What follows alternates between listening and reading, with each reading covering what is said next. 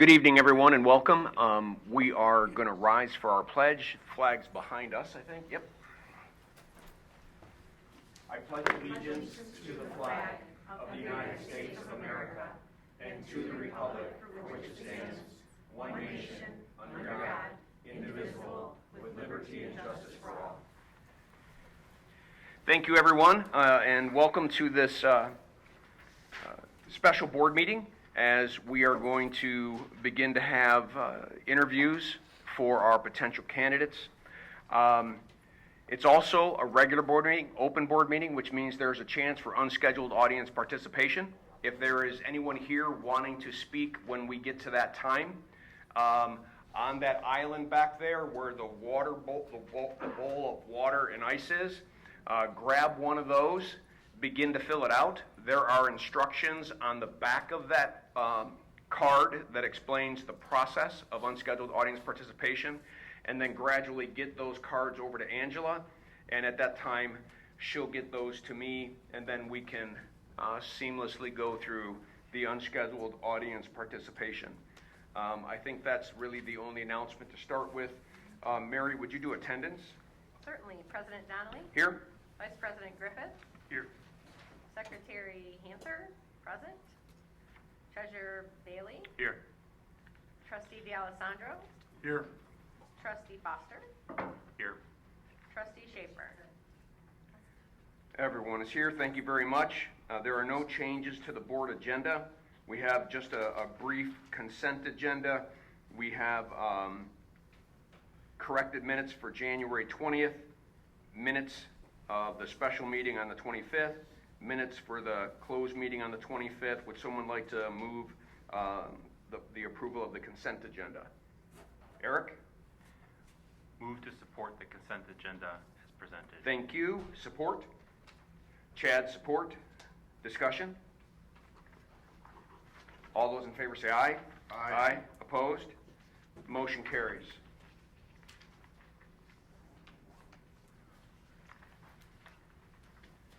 All right, we are going to move towards our first interview with Mr. John Bernia.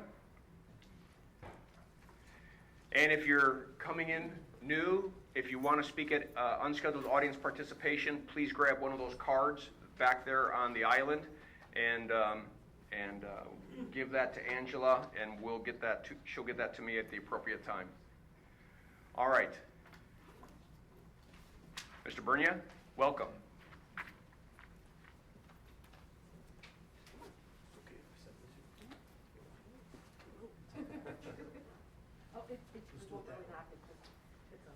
And by the way, have we tested the microphone at that table?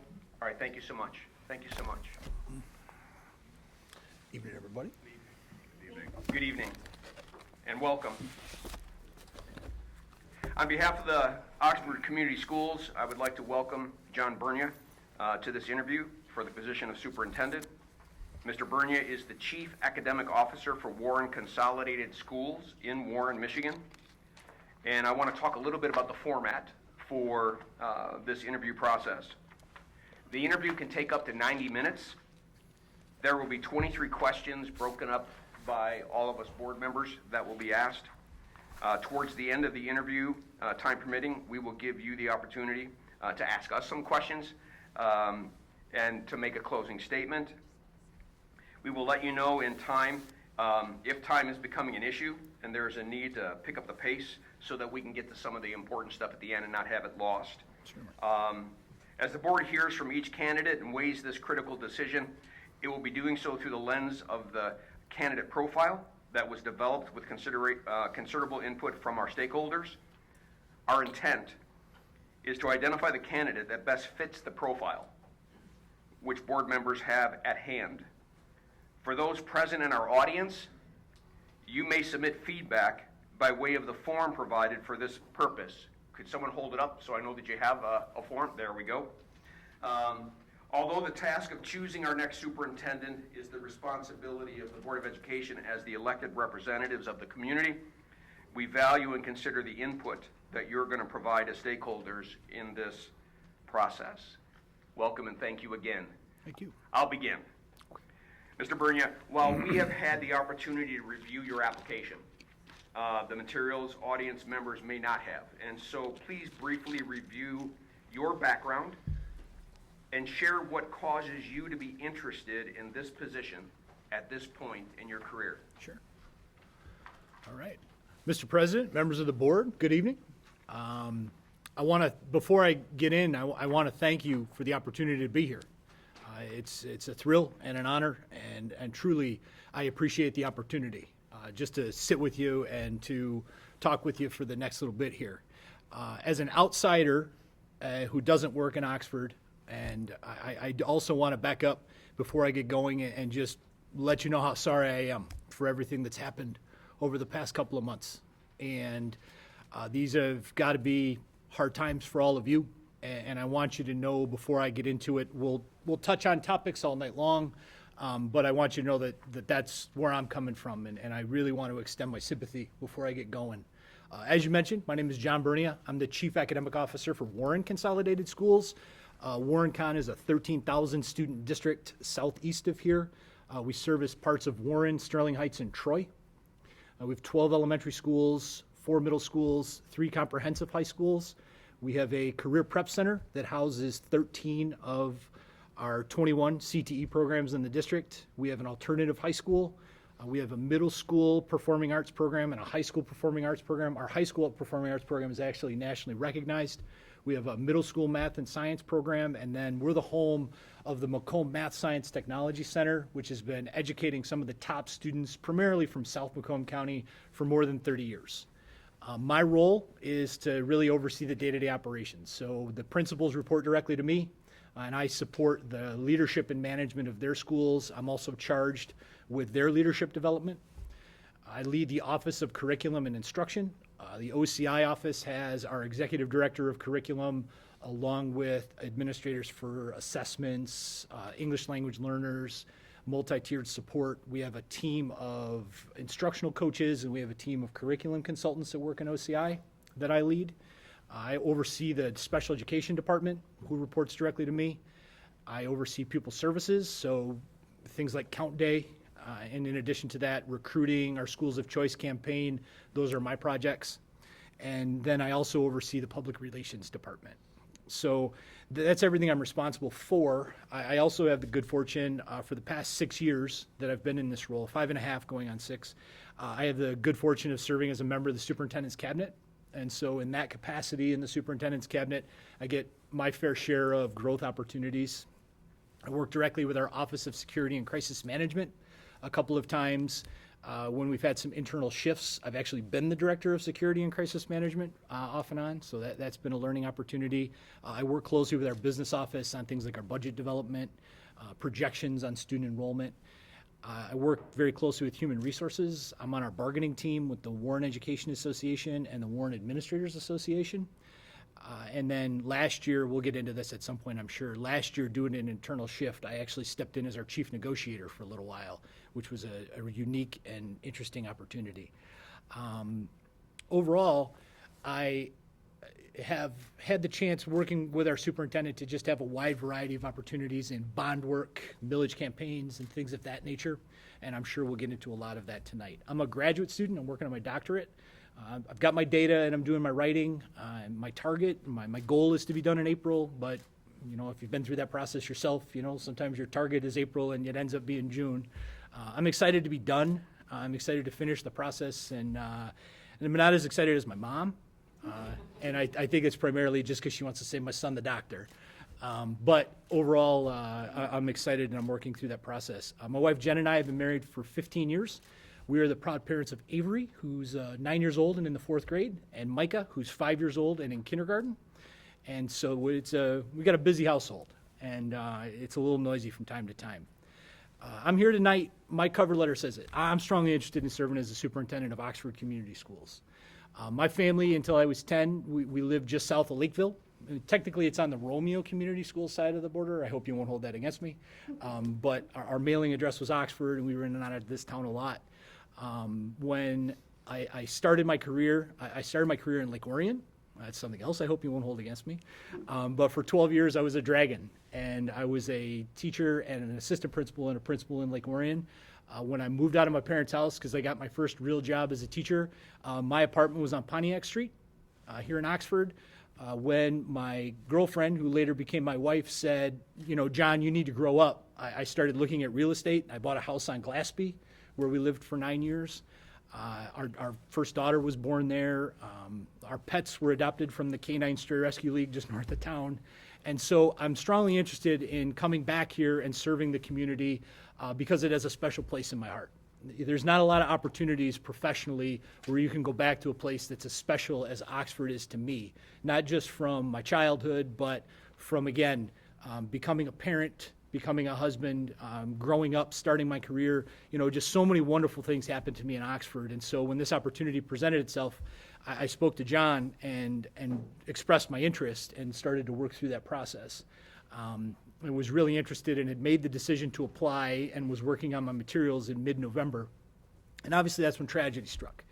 And I've had some time to do some reflection and do some thinking about that. And I think it was kind of all of you to give folks the opportunity to withdraw in that period. But I never thought about doing that. And to be honest with you, it strengthened my resolve to make me want to do this more. I'm not here tonight to answer your questions and to proclaim myself a savior of Oxford Community Schools, but I am here because I want to be part of the solution, and I want to be part of the healing, and I want to be part of the process to move your district forward in a town that has meant so much to me. Thank you very much.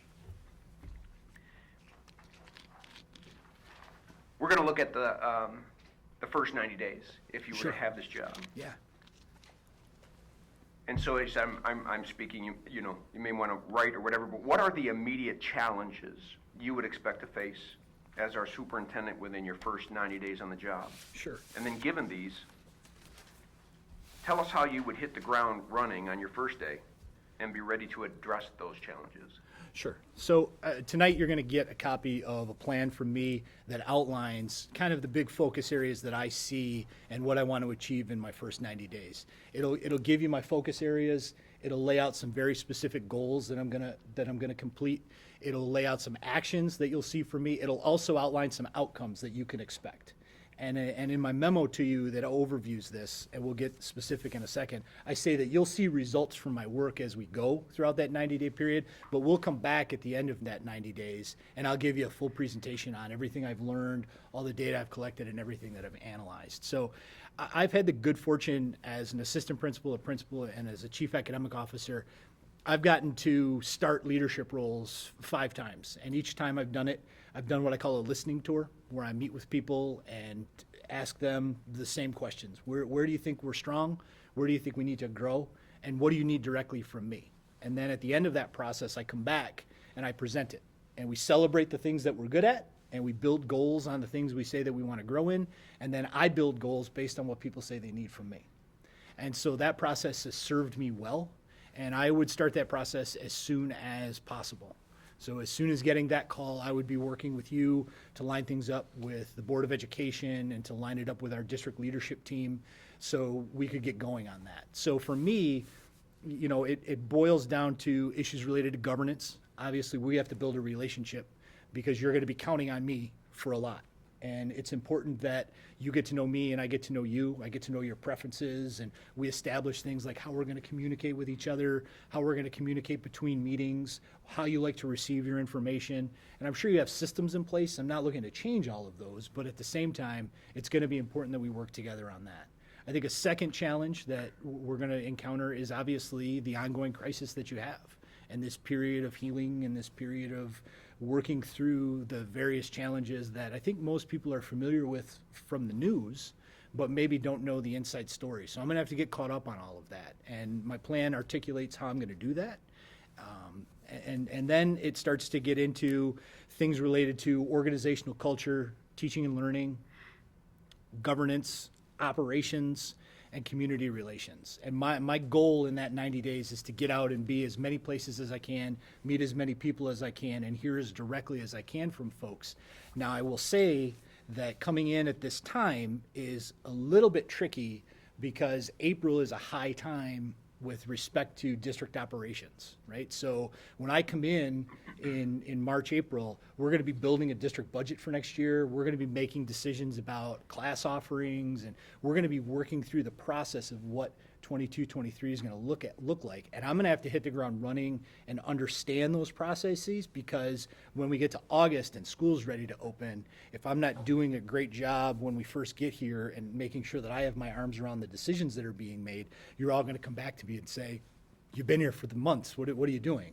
And so I think that's an immediate challenge, is the timing of it. So it's the crisis, it's the relationship building, and then it's also the timing, because at a district level, you kind of have your foot in both camps in March and April in terms of finishing out this year strong and making sure that we conclude this school year on a high note, especially for our seniors, because this is that final, the walk across the stage and all of those events that go along with it. We've got to make sure that we're on top of that, while we're also making sure that we're on top of how we're going to open next year.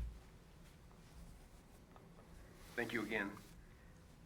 A little longer term, given the research that you've done on our district, what do you believe are the 2 or 3 most critical long-term priorities our district will need to address? And how would your background and skills help to address those? When I was the principal of Oakview Middle School on Lake George Road, and when I was the principal of Oakview, we went through a period where, unfortunately, a number of our recent graduates ended their lives.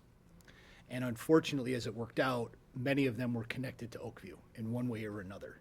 So a young man's younger sister was one of our students. We had students that were cousins of the recently deceased. We had neighbors and friends and relatives, and it was a very hard time. Plus, we had teachers that were struggling too.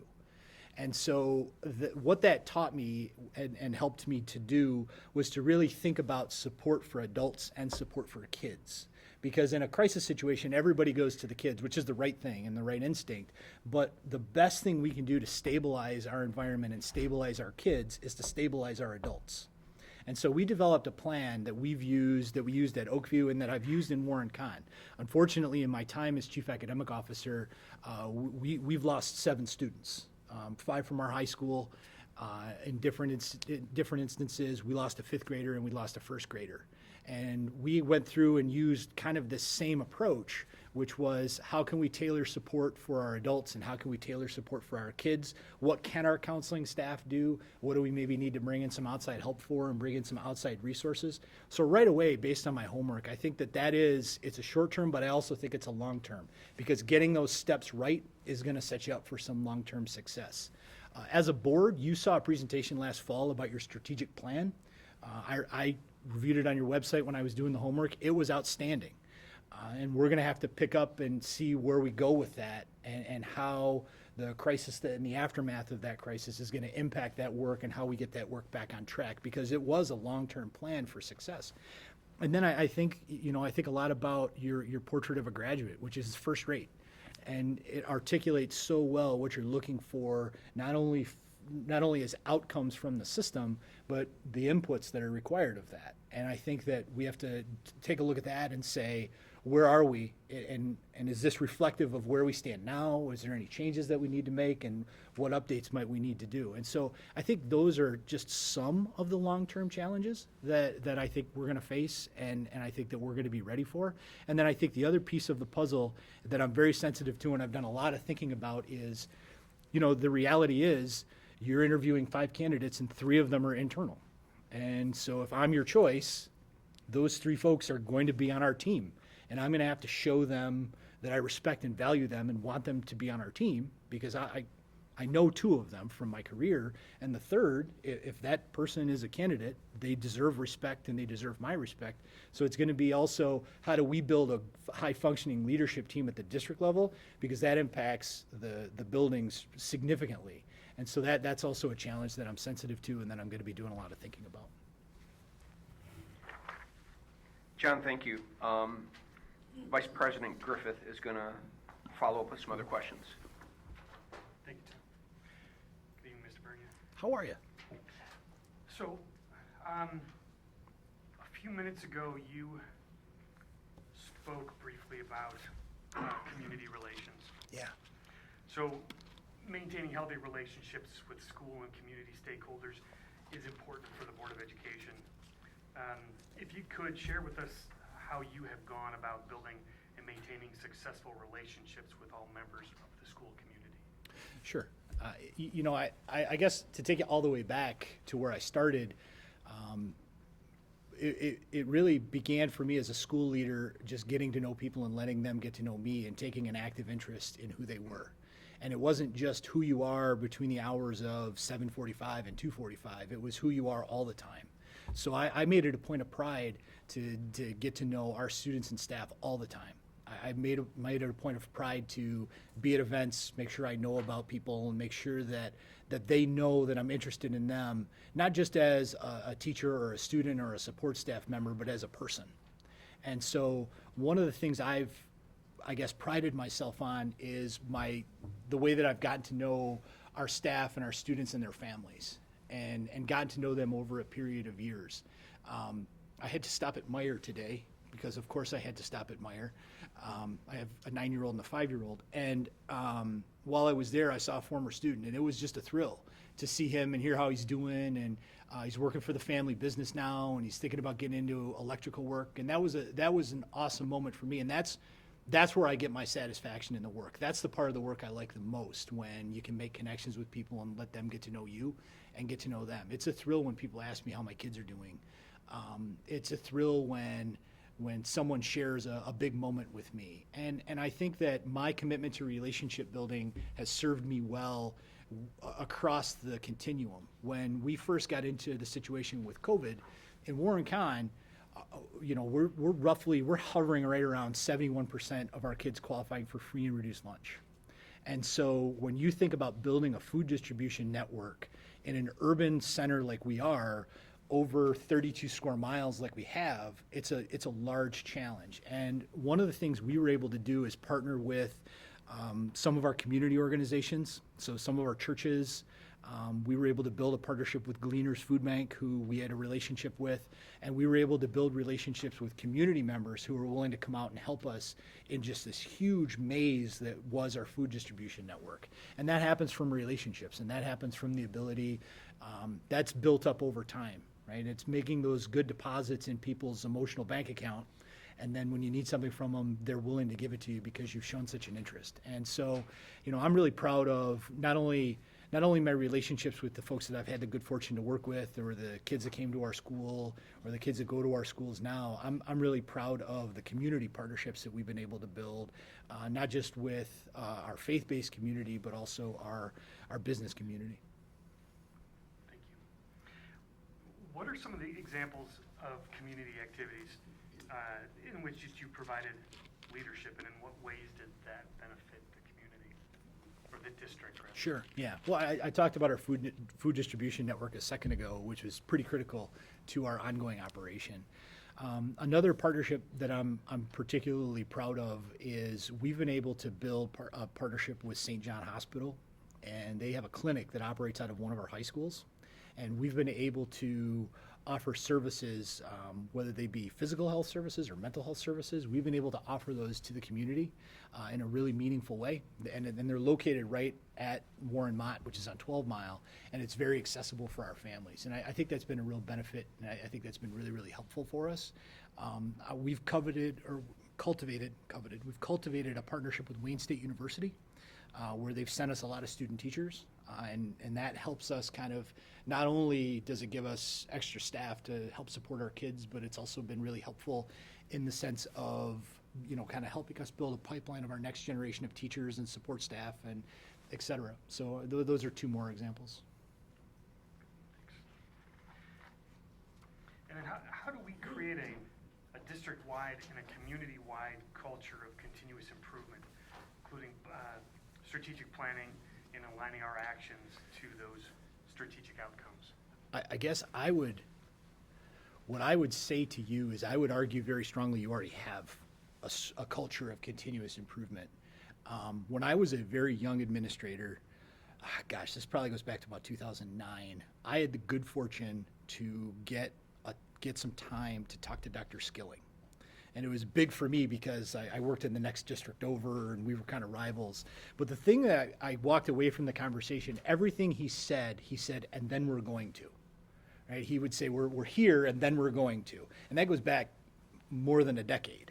And that's what I've seen from Oxford, and that's what I've seen from your system, is this constant striving to do better and this constant striving for improvement. Your strategic plan that I mentioned a few minutes ago is exceptional work, and it's got your targets and who's responsible for it and your outcomes. And so I think you have that culture. I think it's just now building on that culture is number one. And number two, our state right now is transitioning from the old school improvement system to a continuous improvement system. And I think what that gives the opportunity to do is really align. It was hard in the old school improvement system to align a strategic plan in the school improvement system. I think this continuous improvement system is going to be simpler to do that, at least from what I've seen in the early stages of the game.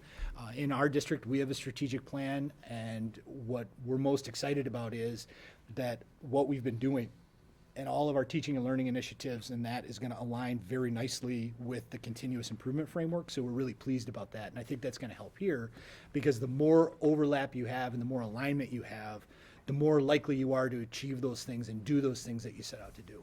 But I would argue very strongly that you already have that culture here. Thank you, Mr. Bergen. Thank you. Mr. Bailey. I'm not trying to ignore you folks over here. The chair doesn't turn as We'll fast. put it on a swivel. It must be me. Yeah, no, it's, yeah. Yeah, exactly. Good evening. I want to switch gears and touch on some of the finances. Sure. Can you describe your experience with budget development and financial management, especially discussing having to make difficult budget cuts? Sure. So I guess let me start with budget development, and then we'll talk about the very unpleasant task of budget cuts that are sometimes a reality. So I was hired to be the chief academic officer right about the same time that we hired a new chief financial officer. And she had worked in our district for about as long as I had, and she came to my office one day and said, we have to revamp our entire budget process. And so I got to I was a support member of her team, but I got to be part of that process to say, what are we going to do and how are we going to behave differently? And so for us, our process starts with assumptions. So right now, we're working through our assumption process. What do we assume is going to happen with our enrollment? What do we assume is going to happen? We look at the state revenue conference. We look at what the governor and the House and the Senate are saying. What do we assume that they're going to do? Certainly right now, a major issue in the budget process for us as it relates to assumptions is where's inflation going to go? Gas prices are up 53% since last year at this time. So how's that going to impact your bus fleet when you consider, how many bus stops we have to get, 13,000 students to school? Not all of them take the bus, but that's a huge issue for us. So it starts with assumptions, and then we take those assumptions and we build a budget, and we take that first look at it and really analyze, like, okay, were we conservative enough? Were we too conservative? Were we maybe a little bit more flexible than we should have been? And we really kind of talk that through and work with our superintendent and our team to say, where's our comfort level with this? And then from there, we take it and we start communicating. We communicate with our board. We communicate with our union leadership. We communicate with our principals and our staff. And we really start to kind of work through this process to say, this is where we think we're going to be, and this is what we think the budget's going to look like next year. Now, I can tell you that when I came into this role, Warren Consolidated Schools went into deficit in 2014, right before I started working there. And when I became chief academic officer in July of 2016, our employees were at the very bottom of some very serious concessions. Our teachers were taking a 4% wage concession and 4 furlough days. Our principals were taking the same. Our support staff was paying significantly more in their health insurance premiums. And so I went through a time in an organization that no one would ever want to go through, because it is heartbreaking to talk to a first-year teacher who loves where she's working and loves what she's doing, but can't afford to make her student loan payments and has to leave the district because she's still living with her parents. And so for me, from a budgetary standpoint, I'm all about sustainability. I'm all about managing the footprint of the district to make sure that we stay as lean and responsible as we can, because I don't want that for, if I'm your superintendent or if I'm not your superintendent, I don't want that for any of you, because it's heartbreaking to go through that. And so for me, when we've had to approach cuts or when we've had to approach managing the footprint, we've done so in a way where we've tried to maintain our programs as best we can. So how can we maintain transportation for kids? How can we maintain all of the offerings we have? And what does that actually look like? And so for us in our district, it has looked like, we've had a school closure. I've gone through that process. It wasn't fun, but in the end, it was the right thing to do because it put us on a more sustainable path. And it allowed us to maintain programs because we took 2 elementary schools and made 1. And by doing that, saved ourselves and were able to still offer that same pre-K-5 program to all of those kids. So for me, it's when we do have to make cuts, it's going to be how do we maintain the programs that we have? Because I don't think you want to give any of your programs up. I think it would be a mistake to give up your CTE programs, which are a big point of pride. I think it would be a mistake to give up your IB program or your early college or your virtual program or all of these other opportunities that you provide to kids. I think that would be a mistake. So how do we maintain and how do we keep our programs in line while we still manage that footprint? And I can tell you just from that experience that I went through, if I am your superintendent, I'm very conservative on the fiscal matters, and I'm very conservative because I never ever want to be in a position where we have to go through what Warren Kahn went through. Thank you. What opportunities do you believe budget limitations present? And in tough financial times, what would be your top 3 priorities? Well, my top priority would be, maintaining our programs and maintaining what we have for kids, because I think that's our core business and that's why we're here.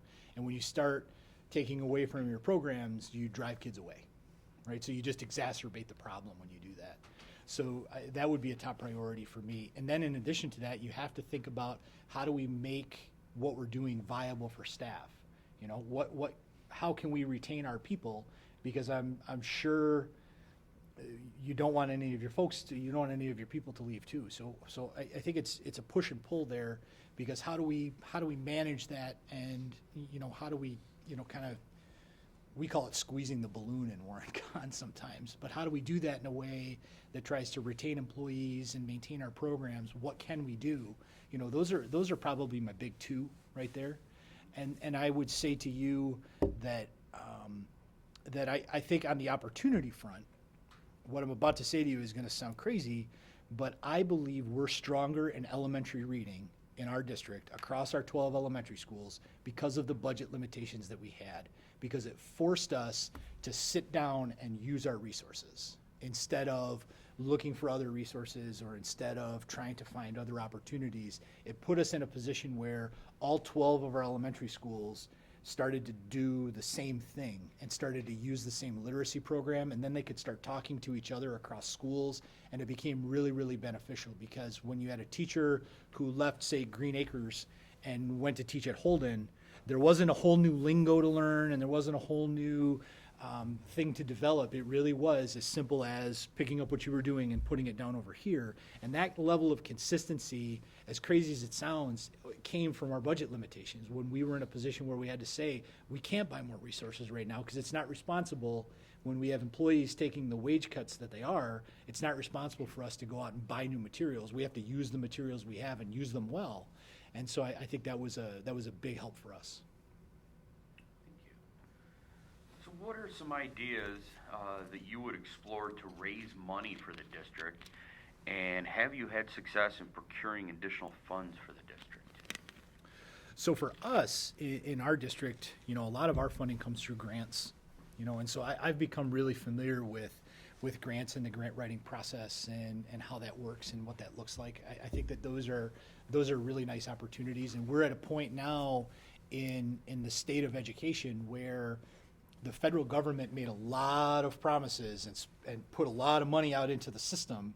And I think that, and it's not just Michigan, it's states across the country, they're all looking around going, what do we do now, right? And so I think there's going to be a lot of opportunities there to pay close attention to, some of those federal sources as they're flowing into the state and what those are going to do. I think that's a really important point. And I think that's really something to keep an eye on. Thank you. I will turn it over to Heather. All right, Hi I'm back there. over here. I'm back over here. I appreciate that, yeah. Thank you for coming. Thanks for having me. And thank you for applying. Yeah, thanks for having me. I think this is such a great question, and so I was really glad it fell on my list. But I think especially with COVID and everything that we've been going through here in Oxford, that superintendents are very often faced with the challenge of making decisions when there is no clear right answer. Yes. And they are definitely not going to make everybody happy. So talk about a time that you were faced with that situation, with a difficult situation where you knew that there was going to be a group of people, that it was just going to be, well, hot spot, if you will, that they were going to be unhappy with your decision. Whichever way you decided, there was going to be a group. How did you go about making that decision and getting those people on board afterwards with the direction that you wanted to go? Sure. So when I first came into this role, I mean, obviously I could talk about COVID because we managed Yeah. to make no one happy. Right. And I'm sure that's just a Warren Con issue. But we've managed to satisfy no one, despite our best efforts.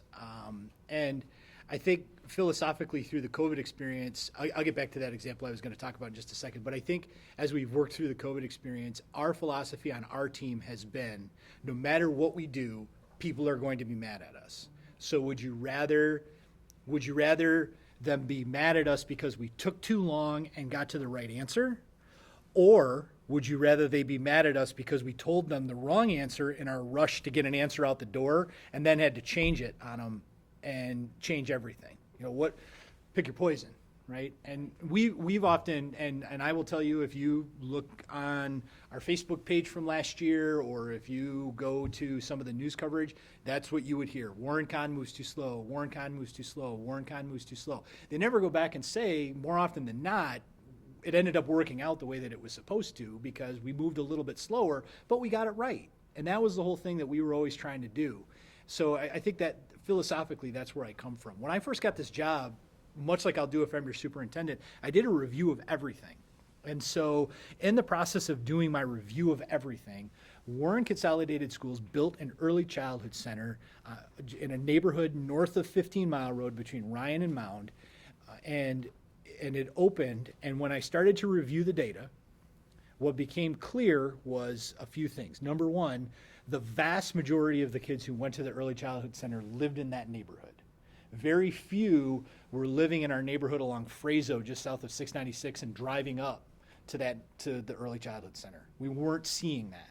And in addition to that, from an outcome perspective, we were not necessarily seeing kids leave our early childhood center and go into our kindergarten programs, which from a business standpoint is not good, right? If you're just going to become a free agent, that's not going to help us. So I studied it, and we have an old saying in my family, if you're going to tear the fence down, you better know why they built it in the first place. So I've tried to figure out, why did they build the fence in the first place? And I went back and I looked at all the documents and all the publications and everything that went into opening our early childhood center. And what I found was that they wanted it to exist for all kids. They wanted to see a transition into our kindergarten programs. And they wanted to have all of our programs in one place, thinking that if we got them all in one place, enrollment would follow.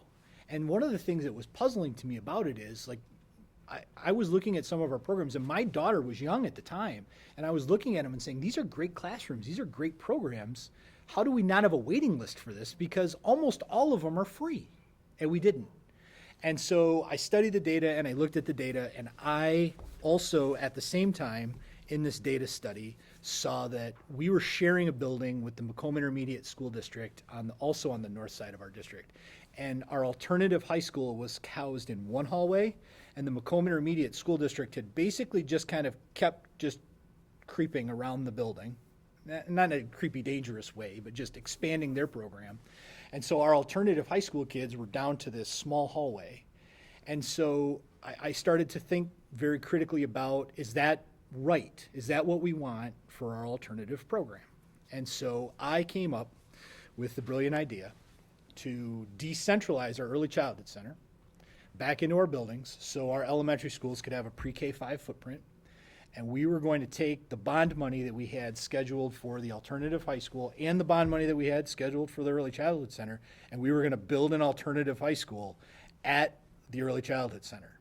And it was a bold move, but we also knew, and I also had this suspicion, that the Macomb Intermediate School District might want to buy that building from us because it keeps getting bigger and their footprint keeps growing. So I made a threefold recommendation. Number one, decentralize the early childhood center. Number two, move the alternative high school from Flynn over to Hatherley and renovate it using bond money. And number three, see if the ISD will buy the building. And I will tell you, if you come to Warren Con, they will tell you that at the same time that I was doing this and at the same time I was recommending it, Troy broke ground on an early childhood center, Walled Lake broke ground on an early childhood center, and Rochester opened an early childhood center. And that worked for those communities. But at the end of the day, we were not seeing, it was not a program, the aspirations of those programs was to be good for all kids. And that was not the case. We were not servicing all of our kids. So we made that move. Now, I will tell you sincerely, if you come, there are still people in Warren Con to this day that would tell you I was crazy. But what I will tell you is, if you visit our alternative high school, it is awesome. It is nothing short of everything an alternative high school should be, and their program has steadily expanded. They're doing community service projects. They have their own building, and they have their own school pride.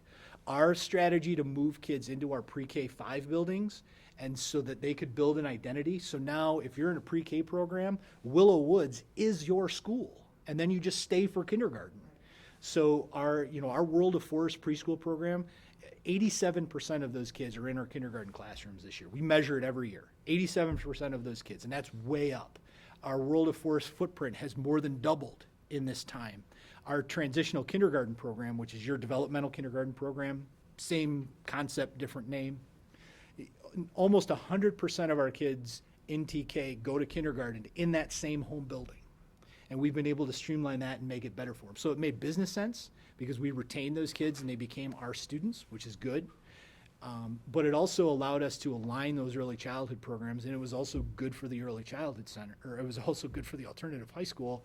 And the ISD got to buy a building that they can use for their purposes and for their programs. And so I think everybody won, but it's still not all the way popular. There's still people that would tell you I was crazy.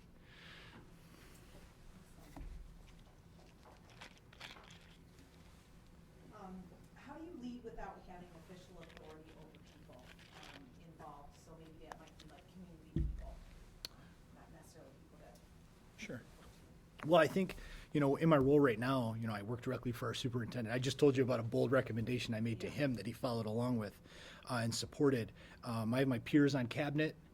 I work, our union leaders don't work for me. They work with, we go back and forth. But I think if you were to come and talk with our board, who certainly doesn't report to me, or our superintendent, or my peers on cabinet, or our union leadership, I think they would tell you that I have earned their respect and I've earned their trust. And I've done that by showing up for work every day and making sure that they know that I'm dedicated and invested in doing the best job that I'm capable of. And I think they would tell you that while they don't always agree with me, I don't think anybody would tell you that I'm not always trying, and that when someone says something to me, I'm not reaching for all of it. And so I think my ability to lead people that maybe don't report to me or that I don't necessarily have authority over, I think it's really a matter of earning their trust and respect, and them knowing that when I give you a recommendation, number one, I really have studied this, and this really is, to me, the best move that we can make at this time. And number two, and I say this very sincerely, I would never recommend something in Warren Consolidated Schools that I would not want for my own children. And I'm very serious about that. And I will never recommend anything to you that I wouldn't want for my own children and for their school system. Because that's my golden rule as an educator, is that I aspire to be the educator that I want my kids to have, and that I want to work with them. And so I think that because people know that that's where my heart is, and people know that I'm genuine and that I'm studying things as hard as I can, and I do my homework, I think that's how I've been able to do that. I have a question about how you might establish a relationship with us. What are the key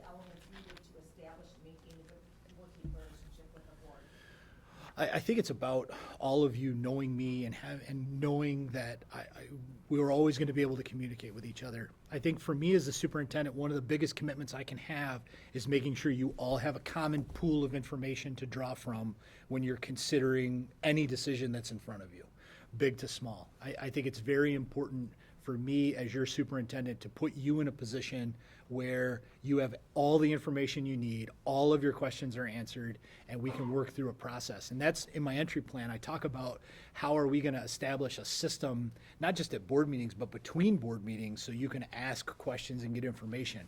I think part of my role is also ensuring that you're part of the good stuff.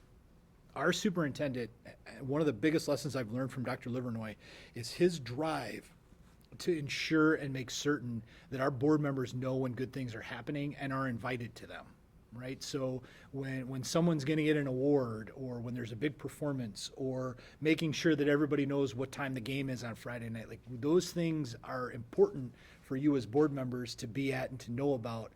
And it's unreasonable to think you're going to be able to manage that for a whole district on top of your board responsibilities, on top of your other responsibilities. So it's a few things. It's number one, developing a relationship and letting you get to know me and letting me get to know you. I hope for the day where you can meet my wife and kids, and I can meet your families, and we can develop a good relationship. I think it's also about making sure you have the information that you need, and I think it's also about setting you up for success so you can be at the good stuff, because that's I think the fun part of your job. Thank you. Given what you know about us from living here. Yeah. As a member of our community and living back, growing up around here, what do you think our vision for our future would be? Like how might you engage the entire district to help pursue your vision? Well, I'm not coming here to serve as your superintendent to own the place or impose my vision, because I think pieces of your vision are already there, and I think it'll come out in the listening tour too.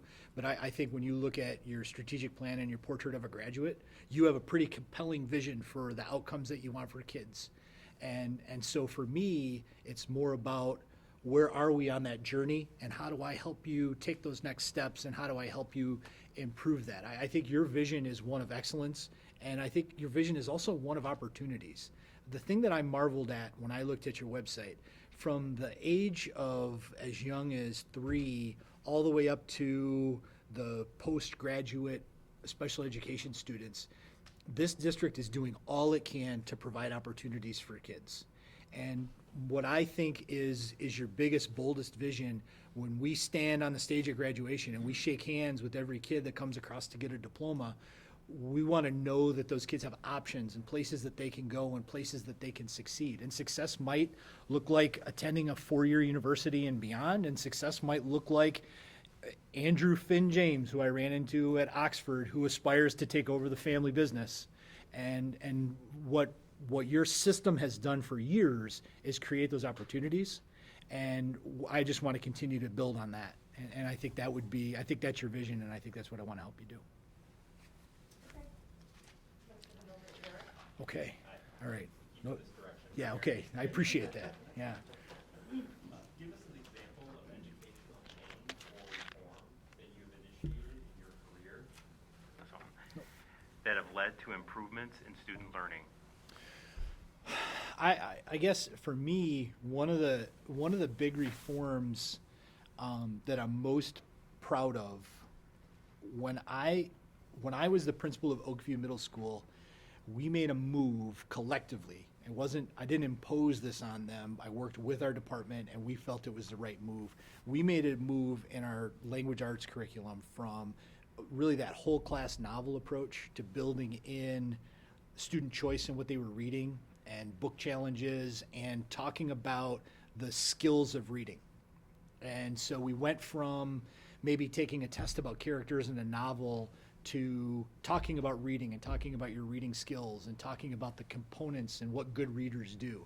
And for us, it was a game changer in terms of our achievement. And it was about student achievement, but it wasn't about student achievement. We saw more kids reading books, and that's awesome.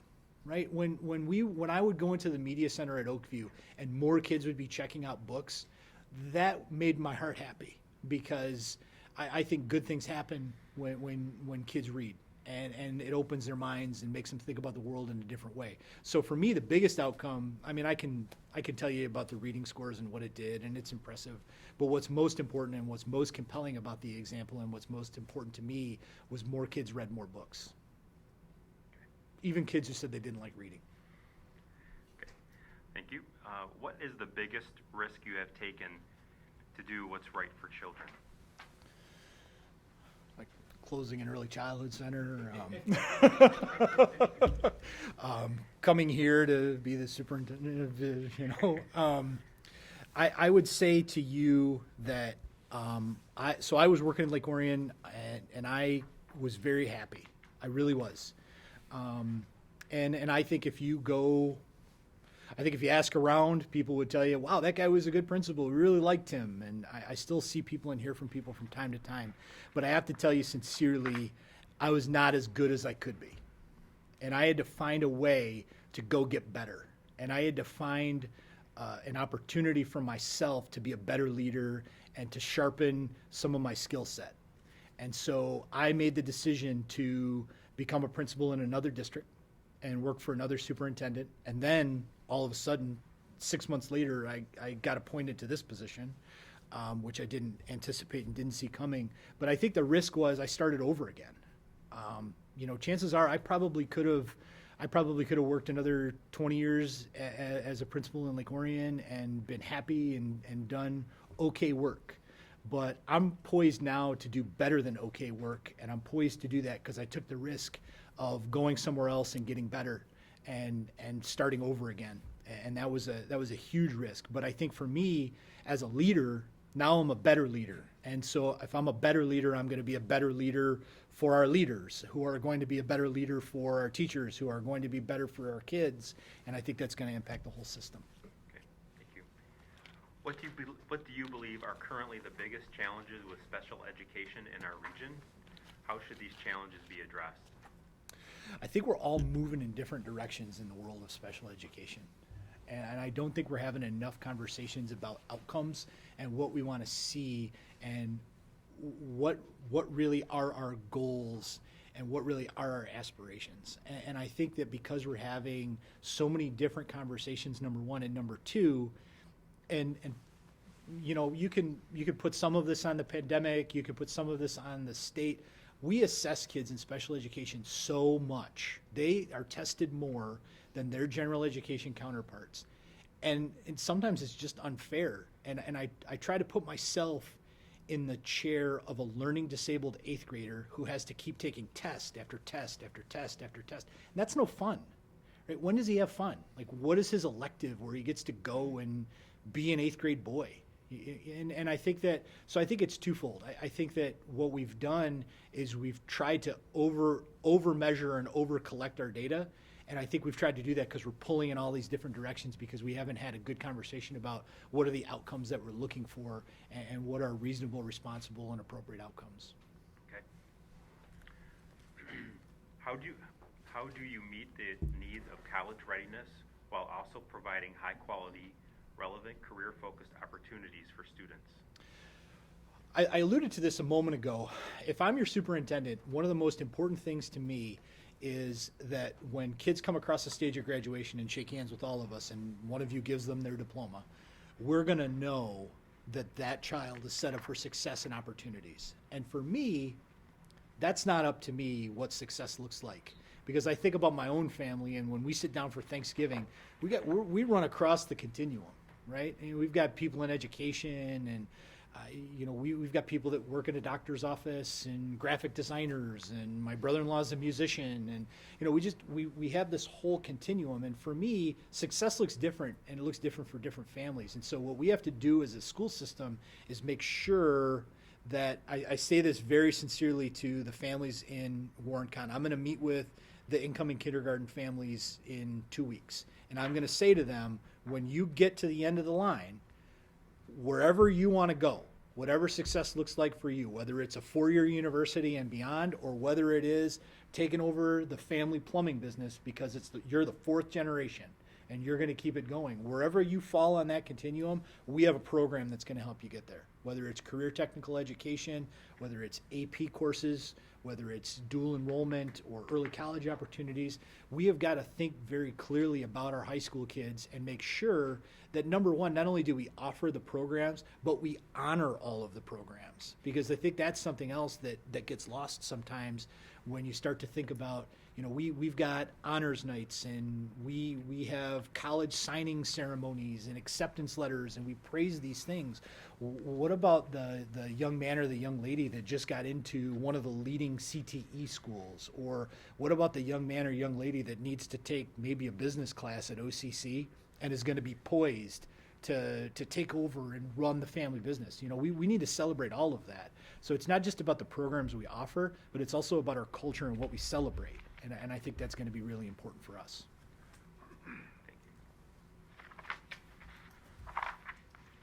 Dan, would you like to take over? Oh, making the turn. Yeah, Pivot. making your turn. Making the turn. Pivot. Yeah, pivot. Okay. All right, Coach. All right, everybody was assigned questions. I'm gonna ask one real Okay. quick. Do you prefer John or Mr. Bernia? Just call me John. Okay. Yeah, just call Very me good. John.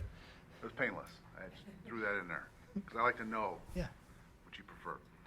John, what's your biggest concern regarding the political climate of education in Michigan? And as our superintendent, how would you advocate for political action that benefits our district and overall public education throughout our state? Yeah, I'm going to, if it's okay with you, I'm going to take that in a couple of stages. Go ahead. The Oakland County Superintendents have a legislative committee, and to get ready for this, I was in contact with the chair of that committee, who was generous enough to give me some of his time and to tell me some of the things that the Oakland County Superintendents have been thinking about. And I did that because I know what we're thinking about and what we're talking about in Macomb County, but I didn't want to assume it was the same here as it is there. And I was really pleased to hear that some of the issues that you're thinking about and talking about in Oakland County is what we're talking about too. I think the sliding moving target that has been the COVID guidance is a huge hindrance to what we're trying to do in public schools right now. Because I understand science has evolved, but I also understand that politics has also played a major role in some of those responses. And I think some of those responses have been driven by the election coming up in November of 22, and I think that's problematic. I think the K-3 reading legislation is another issue that is big in Macomb County, and it sounds like the Oakland County Superintendents have been talking a lot about that. For me anyways, I think that personally I'm opposed to that because it puts the State Department of Education between a child's parents and their teacher and their principal to make a retention decision. I think when the state can come in and just mandatory say you're in third grade again, I don't think that's good policy. And I think that the rollout of that has been sloppy, quite frankly. So I was pleased to hear that there's some overlap in what you're talking about. Funding is always a major issue, and how schools are funded, and the impact of the election. So those are kinds of the big things that they're talking about. One of the things I appreciated about Oxford when I lived here, one of the things I appreciated about Oxford and Lake Orion when I worked in Lake Orion was the independent spirit that you have in this town and in this district. So I do think that there is a role, and I think that it's important it'll be important for me to participate with the county superintendents. It'll be important for me to participate in those, but it'll also be important for me to retain the independent identity of this community. Because I'm not here to advocate for my political views. I'm here to advocate for the system. And so I think one of the important things that we'll do is that'll be really helpful to me as your superintendent. We're gonna have a workshop, and we'll talk about politics and we'll talk about political views, and I'll get a sense of where you're coming from and where the system is coming from. But I also think that for probably at least the first year, we'll talk a lot about those things because it'll be important for me to have a sense of how to best represent you, how to best represent our teachers, and how to best represent our administrators and support staff. So I do think that there's a role for that. I think there's a role, Oxford Community Schools is represented in 7 municipalities, if I'm not mistaken. So it's going to be important for me to know those local leaders and advocate for the school system on the local level, on the state level, and then, of course, with the federal government as well. Okay. What are specific ways in which our district should be working with other local districts to help meet our students' achievement goals, primarily just their achievement goals? You know, when I was working in Lake Orion, we got a grant, and it wasn't just us. It was us in Oxford and Clarkston, and we worked together. It was a school safety grant that went all the way back to 2009, and we had folks from the Secret Service come in and give us some professional development. And the outgrowth of that became our district started talking about what we were doing, and we started to have some constructive. How is that math program working for you? How's it working for us? And we started to visit each other's schools. I had the good fortune of, because I was right there, I had the good fortune of coming up here a couple of times and seeing some of your classrooms and seeing some of the things that you were doing. When we were revising some of our STEM rooms and some of those things, I actually came here to Oxford Middle School to see what you were doing. And so I think that, that kind of collaborative spirit is important. And I think those are some ways very specifically that we can kind of open the conversation with the districts around us to improve outcomes for kids.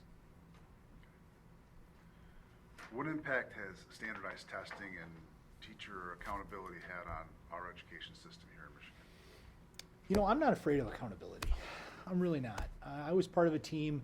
We built this whole thing around the Explore Plan ACT test and presented it to our board. We were going to build 5-year cohorts of data, and it was going to be really, I think, good for the kids. And we were going to commit to our community, this is what we're going to show you. And then the test changed. And it's been a moving target ever since.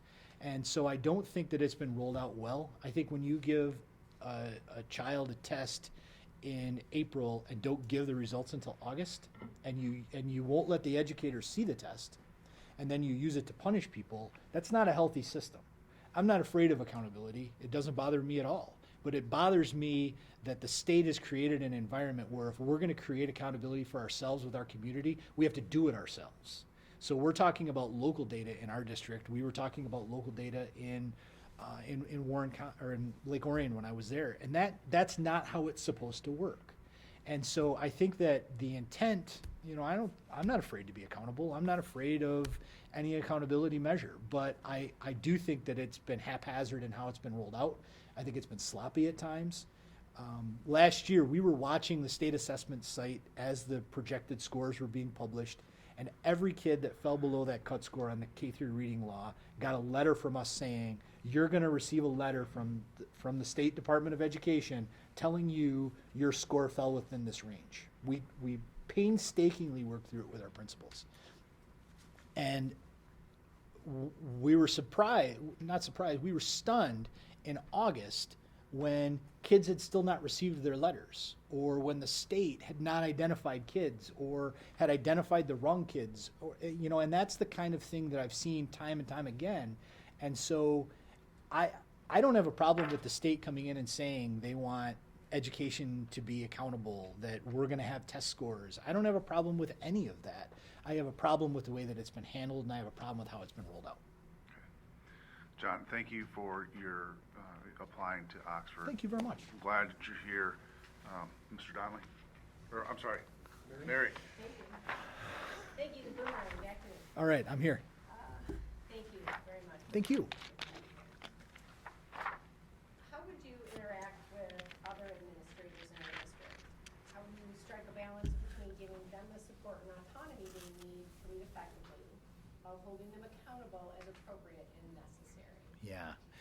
I think if you come to our district and talk with our team or our principals, I think they would tell you the vast majority of the time they work with me. I do all I can. I have a team that I meet with every Monday, and I have a team that I meet with every Thursday. And I praise debate. I praise disagreement. I say all the time, we shouldn't sit down here, and if all 8 of us agree, we didn't try hard enough. And so I try to create this respectful debate and dialogue within our team, and I thrive on that because I think that's where we get to our best answers. And I hesitate to say I don't thrive on conflict, but I do like a good, productive, healthy conflict when we're debating an issue as to what's best, because that's when we're going to get to the best answer. And that's the kind of environment that I seek to strike. Now, folks will tell you that, there are times, if someone's in danger, or if someone's behaving in a way, if we all come to a collective agreement on something and someone's behaving in a way that's not in alignment with that collective agreement. People will tell you, yeah, he knocked on my door and said something to me about it. I think they would tell you that I treated them respectfully and that I was professional about it and that I kept it to their job, right? I separate your work performance from who you are as a human being. And I think people would tell you that that has happened. But I think if you came, you would hear from time to time, like, yeah, he asked me to stop by the office at the end of the day and said, you know, if I remember correctly, we all agreed to this and you didn't do it. What happened? You know, and I think that they would tell you that does happen from time to time. But for the vast majority of time, people work with me. And I'm a relationship-driven kind of guy. And I would tell you that I get a lot of joy out of that, and I think that gives me a better return. At the beginning of every year, I meet with our team, and I tell them very openly that one of my big non-negotiables is if we have a leadership meeting or we have something going on, and I find out you were here with me and you weren't at your kid's soccer game, I'm going to have a real problem with that because I'm not going to be the reason you miss the night your kid scores a goal. I just won't do that.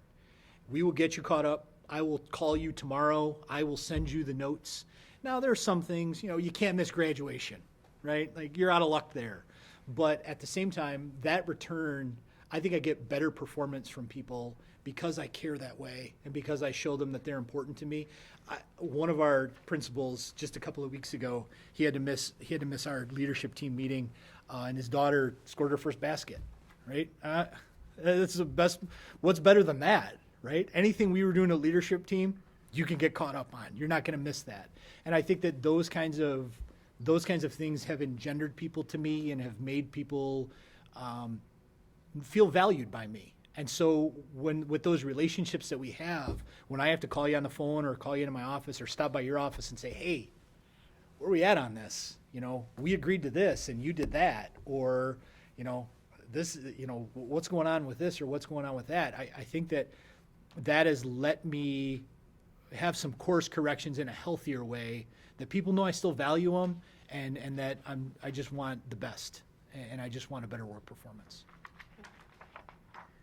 What would you suggest in terms of a comprehensive professional development plan for our educators? Specifically, what would be the key priority areas as well as the delivery system? Well, I'm an outsider, so part of that is going to be driven by my listening tour and hearing what people say, you know, where are our gaps. I can tell you that we have a very strong social emotional learning committee in Warren Consolidated Schools that reports to me and does work with us. And one of the things that they recommended is we started to do some trauma training, and it's been very well received. And it's given our staff a very healthy perspective on our kids and themselves, and it's helped support them. I don't know what the trauma training picture is here, but I will tell you candidly, everyone in Oxford Community Schools suffered a trauma, and you have to reconcile that in some way. So maybe it's already happening and it's okay, and maybe it's not. But I think that that's a need. And then I think it's about digging in and saying, you know, where are we? What do we need to get better at? And then kind of fashioning some training and fashioning some goals. I'm for teacher-led training whenever we can. I'm for principal-led training. In our district, you know, Holden Elementary, which is located, it's Big Beaver in Oakland County. It's Metro Parkway in Macomb County. But it's 16 Mile and Ryan, give or take. And the vast majority of those kids are English language learners, and their families really don't speak English. And Wild Elementary, which is on the other side of our district, I think 8 kids come from homes that don't speak English. It's very small.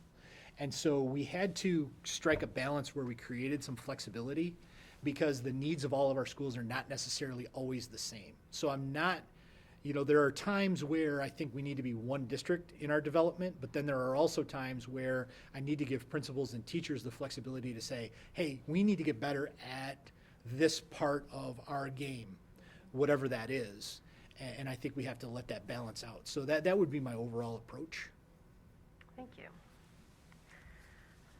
You've already spoken about this a little bit, but if you can go into some more to describe your experience with labor relations and negotiations, highlighting how you have been able to reach agreements that are fair for everyone without compromising too much, simply to avoid conflict. Oh, gosh. Also, Yeah. in one word, how would the president of your teachers union describe you?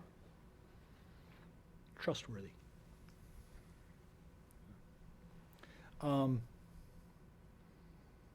So here's a story for you. So January, I alluded to this at the beginning, like we're starting to work on next year, right? So my OCI team, we're knee deep in figuring out our assessments for the spring and getting ready. And my PR team and my pupil service team, they're coming together because we've got to start recruiting and welcoming the new round of kindergartners and early childhood program kids. And our principals were changing semesters, and so it's a busy time for them. And so in the midst of all of this in January, our superintendent walks into my office and says, "John, I have an opportunity for you." And I said, "I don't need another opportunity," but he said, "No, seriously." And he went on to outline that we were about to go through an internal shift. This would have been 1 year ago. So think about where we were with COVID a year ago in January and the challenge of that, on top of all the other challenges that we were working through. And he says, we're going to have this internal shift, and he outlines what's about to happen, and he says, "You, John Bernia, are going to be our chief negotiator with the Warren Education Association, which is one of the largest teacher unions in the state and is led by one of the most experienced EA presidents in the state. You're going to be our chief negotiator. And in addition to that, you're going to be the chief negotiator with the Warren Administrators Association." And I said, "Great, I've got a lot of time."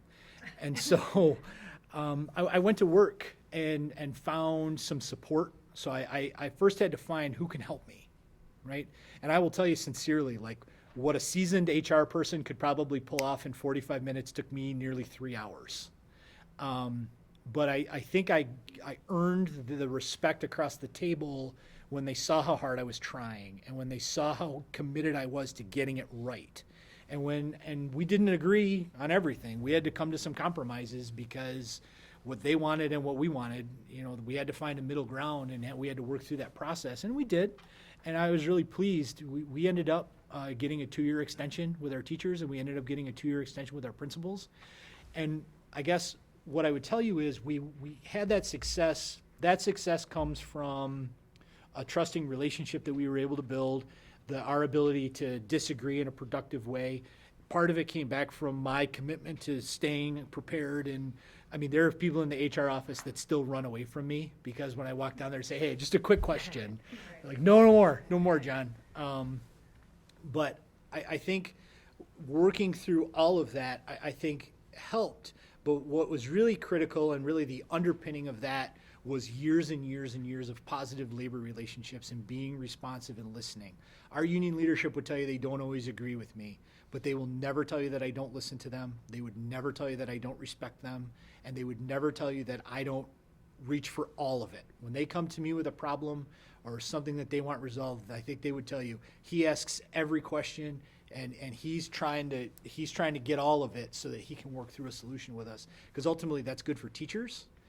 And that's good for kids, right? If we're able to collaboratively work through those solutions, it doesn't mean I cave every time, and it doesn't mean I give them everything that they want. But when we're able to productively work through some things, I think that's what's best for kids. Thank you very much, John. Thank you. John, thank you. Those are the 23 questions. I made it through them all. So how about you take John didn't cut me off. How about if you take a drink of water? We have about 15 minutes left. Is that true, John? A little bit more, almost 20. About 20 minutes left? Okay. All right, and so just to give you a picture, the last couple things that we're going to do is divide it into 2 sections. Okay. One is for you to have an opportunity to ask us some questions. Sure. And then secondly, to give you a chance to speak to anything that we may have missed and that you might want to add. So as you think of the next 15, 20 minutes, think about how you want to divide that up with those things. So we are going to take a few minutes now to ask you if you have any questions of us as a board. I think one of the things that would be helpful to me as I think about this and continue to kind of get prepared is to get a sense from you what you're most proud of when it comes to Oxford Community Schools. We're going around the room. It doesn't have to be everyone, but it's I think certainly you just like we volunteered to normally go do. first. If one of you would like to say it, Dan, go ahead. I'm always the guy that speaks. So again, so I make sure that I understand the question. You want to know what we feel as though that we feel the most proud of Oxford. Yeah, you're a board member. What are you proud of? I don't want to eat too much in your 20 minutes, so Okay. I'll try to be brief. most of us do this for one reason, because we care about kids. We care about the district, we care about this community. If you didn't do that, we should not be in the positions that we're in. Having done this 10 years, this is what I'm most proud of. I'm most proud of the fact that when I started and where we are today, when Dr. Skilling was here, he laid out his plan into what you said. And then we're gonna do, and then we're gonna do, and then we're gonna do. And all during that time, again, we may not have always agreed, but we kept doing, and then we're gonna do. And then we formed a foundation that was to what we are today. That foundation was set. We brought in our next superintendent. We thought really hard, what do we need a little bit different? We need to bring in heart. We need to bring in, we need to let our staff know that we care like no other. And we've done that. And I'm also proud of the fact that we give every kid or every student the opportunity to choose their path. Doesn't matter where you are, doesn't matter where you're going, doesn't matter where you start, it's where you finish. And my finish line is gonna be different than yours, and it's gonna be different than Erickson's, it's gonna be different than everybody's. I want them to get to their finish line. And that's what this district is most proud of, that I can say that I am, but, let anybody answer that from there. Any other board members want to speak to that? Chad? Did you want to say something? I was going to take a, kind of an offshoot of what Dan was saying. I think, every point you made was great. So the other thing that I would add to that is simply TMO, right? And that's a phrase that we use. And what it means is it signifies respect. It signifies a sense of caring, a sense of love for the community, and it's just a sense of community in and of itself. I think we've shown that this community of Oxford is very tight-knit. We know what that means, and we know what that means that that we mean something to each other. And we can always lean on each other in good times and bad. Excellent. Thank you, Chad. Yeah, I would agree. TMO is something I think we fight back to all the time. We have to fight back to it because there's always things that want to divide you. And you say that we're kind of a unique district, independent spirit. I think can't be lost. Right. Because I think that will become ultimately any superintendent's greatest blessing is that we're TMO. The portrait of a graduate, the willingness to see that it's not about standardized tests. It's about, have we made someone ready to go out into a world?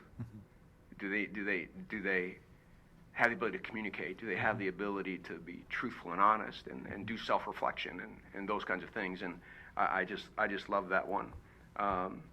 And the fact, I think it's been said, that with everything that we got going on, we give every single child in our community an opportunity. Even if they miss, they can get back into something like our Graduation Alliance or other ways in which we are wanting to make sure they have every opportunity possible. Anyone else? Mary? And I will add that we always find a way to get things done.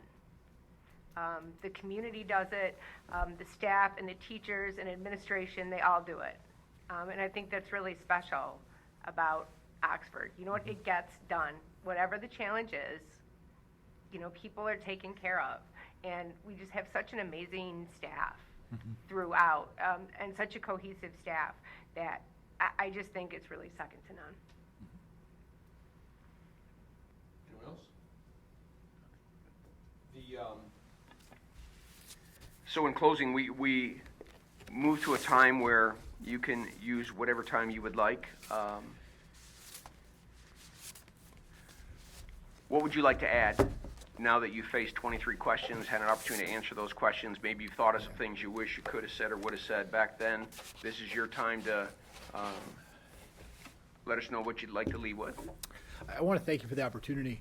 It was wonderful to be back in Oxford for an evening, and so I'm really grateful to have been here and to have had this chance to spend this time with you. I think in the 23 questions, I've given you a window into who I am, and I think what I'd like to do, if it's okay, I just wanted to close on a personal note, if it's all right. We're here at Oxford Middle School, and if you take the long driveway back to the main road and take a right, you will quickly end up in downtown Lakeville with its beautiful lake and one-party store. It's got a decent slice of pizza. See?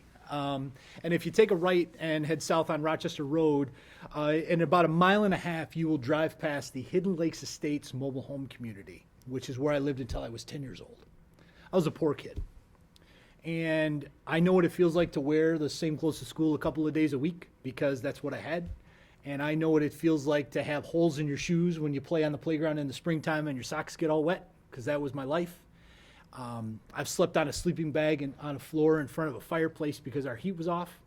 I've seen my mom and dad collect pop bottles to return to the S&M Market on 32 and Rochester Road to buy milk for my cereal. When I was 10, my parents got new jobs and we moved to a house. And I used to ride my bike back and forth in front of the house. I was allowed to go farther, but I just kept riding back and forth.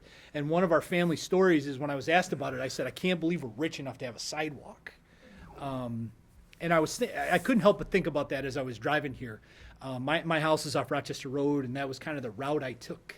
And, it's just a little over 6 miles from there to here. And I couldn't help but thinking about the fact that a poor kid like me, who comes from the background that I came from, is sitting here, interviewing for a premier job in a premier district.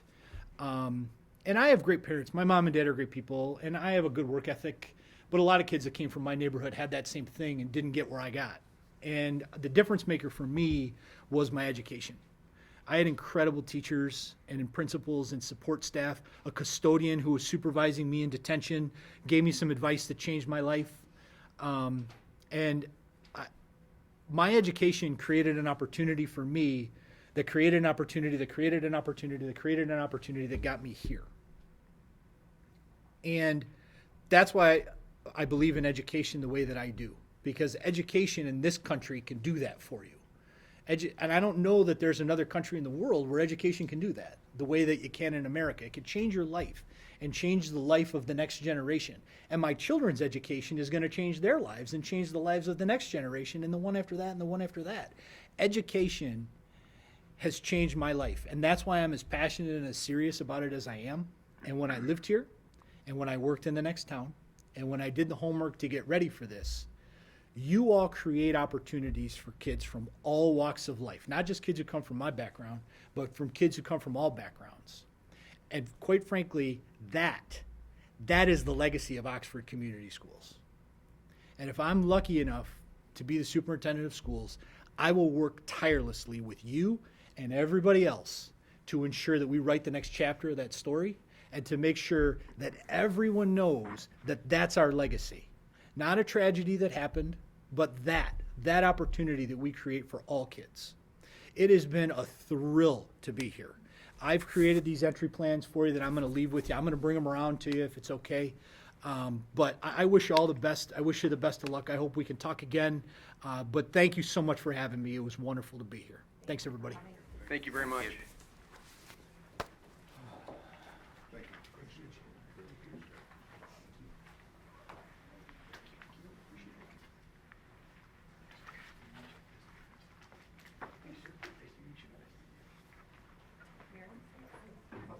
I need a moment.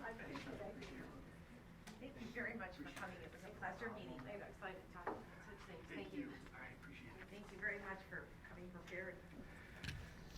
So, Mr. Bernia, we appreciate your interest in the superintendent position for Oxford Community Schools. The board is interviewing 5 candidates, as you mentioned and know of. Well, we will let you know Thursday evening, depending upon the snow, where you stand in our search. And so thank you for your participation in our first round of interviews. I appreciate it. Thank you. Thank you, sir. Thank you very much. We don't have snow days. We don't have snow days. I just got a message from a viewer asking if there's a way we can turn the volume up. They can't hear it as well on the YouTube. This volume, his responses or ours? His. Is there a way to turn up his volume, the interviewee's volume? Because the people watching on YouTube are saying that they're not hearing that. Let me try to ask me a question. And then he asked him if this is better. Where'd you buy that suit? Yeah, where'd you get that suit and those I got it cufflinks? from the Big and Tall shop, and it's no longer big and tall. How's that? Does that work? Is there a way to test that volume? Yeah, we can do it right now. Are you good?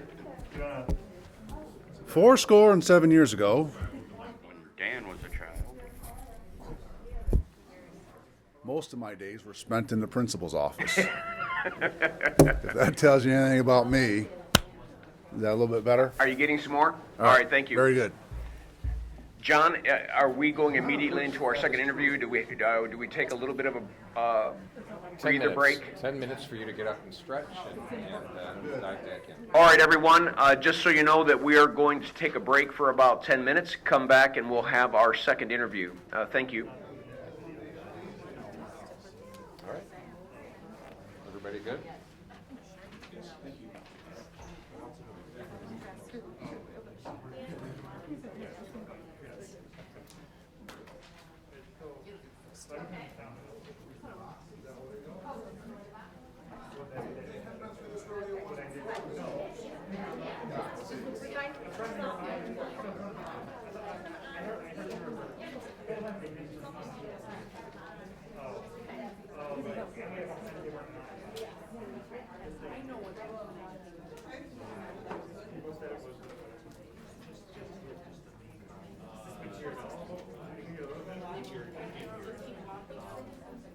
What do you need? Oh, yes, come on this way. Just a reminder, when you're saying your questions to go on, but then if you're not talking, to take it off, because the audio is breathing on the audio.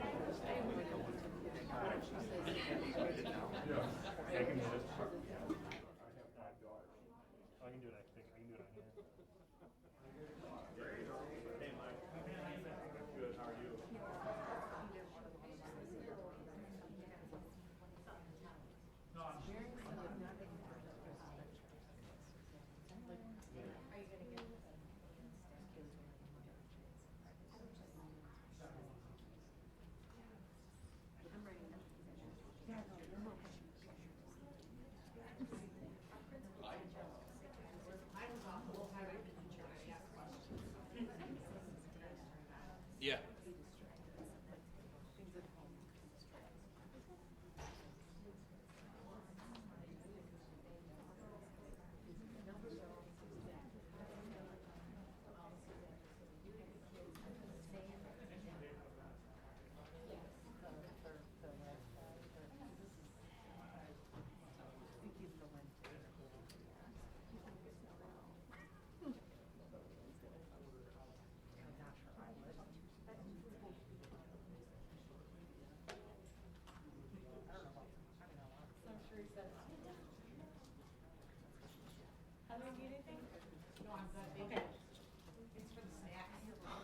That's Angela.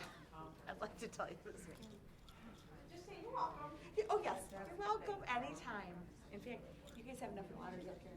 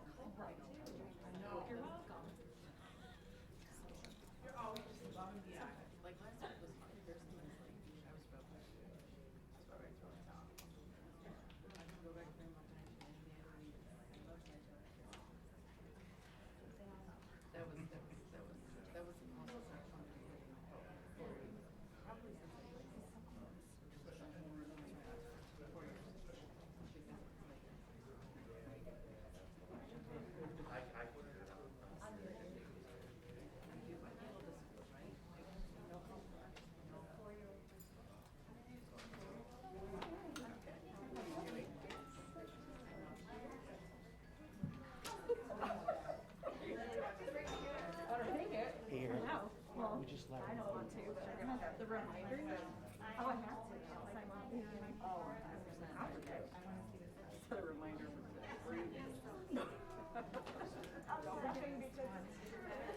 my phone goes off all the time.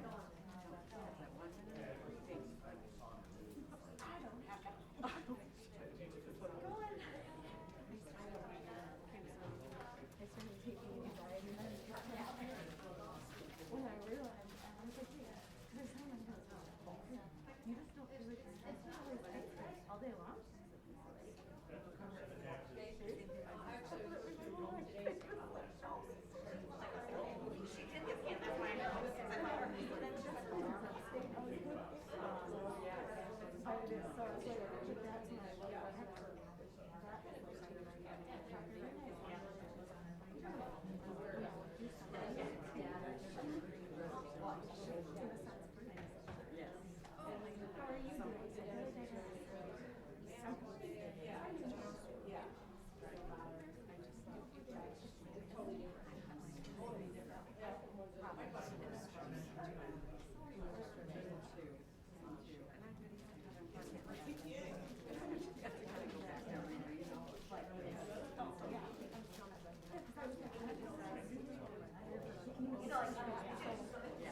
That's why we did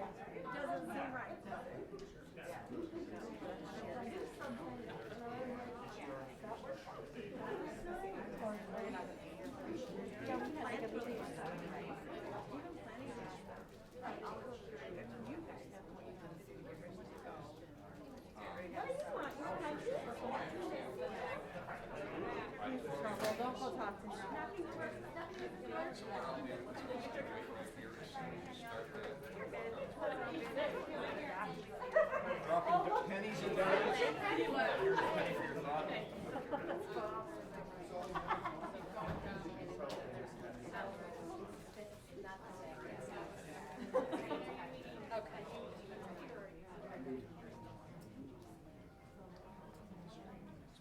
Lisa, you're Heads up. I'm like, what is that? Oh, that's true. Sorry.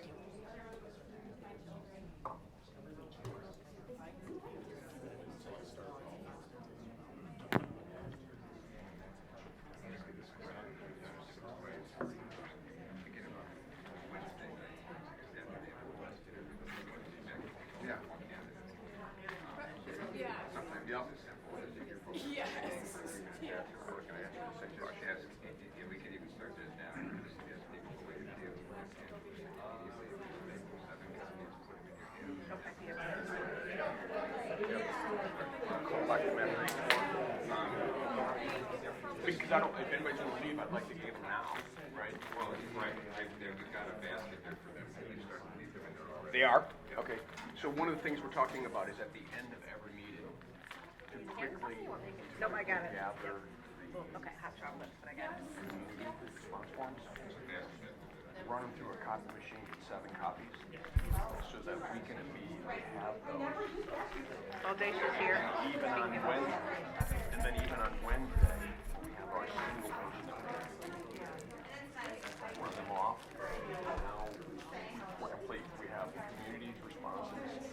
We have ours. Are you okay with that even tonight, even if these you folks have to hang for a few extra minutes? I'm okay with that. Maybe you'll be able to look at them even tonight if you. Pardon me? Take hanging out for a to couple get the of minutes. community response forms copied and given to us tonight and after each set of interviews, so that we're not waiting 2 or 3 days to get them. So does that sound all right? Yes, and then, there are two sides. I started to of it. ask him On what's the second process and of back getting side, that, like, like is receiving the that. vote, so, yeah. No, just the front, just Be easier just to do it now. to make it a little quicker. And then I can take in that input too in context.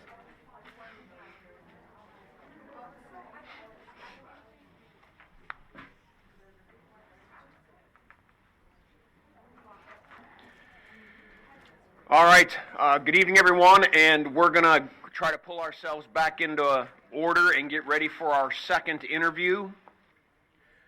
A reminder that there are, if you're here to speak at unscheduled audience participation, there are some forms back there on the, where the water bottles are. And fill one of those forms out and get those to Angela, and then we will address those when we can. You also should have access to feedback forms for these interviews. Each of you should have one of those. We, as board members, very much want to get your input, and we just spoke about that just now. We're going to make sure at the end of this meeting all your forms are copied and given to us at one time. Same thing tomorrow, all of them given to us and before we leave here, so that we get your input and can attach it to the things that we have in our own input. So I think that's all for the business. And so if John is around the corner and there he is. John, we're ready if you'd like to bring in Mr. Weaver.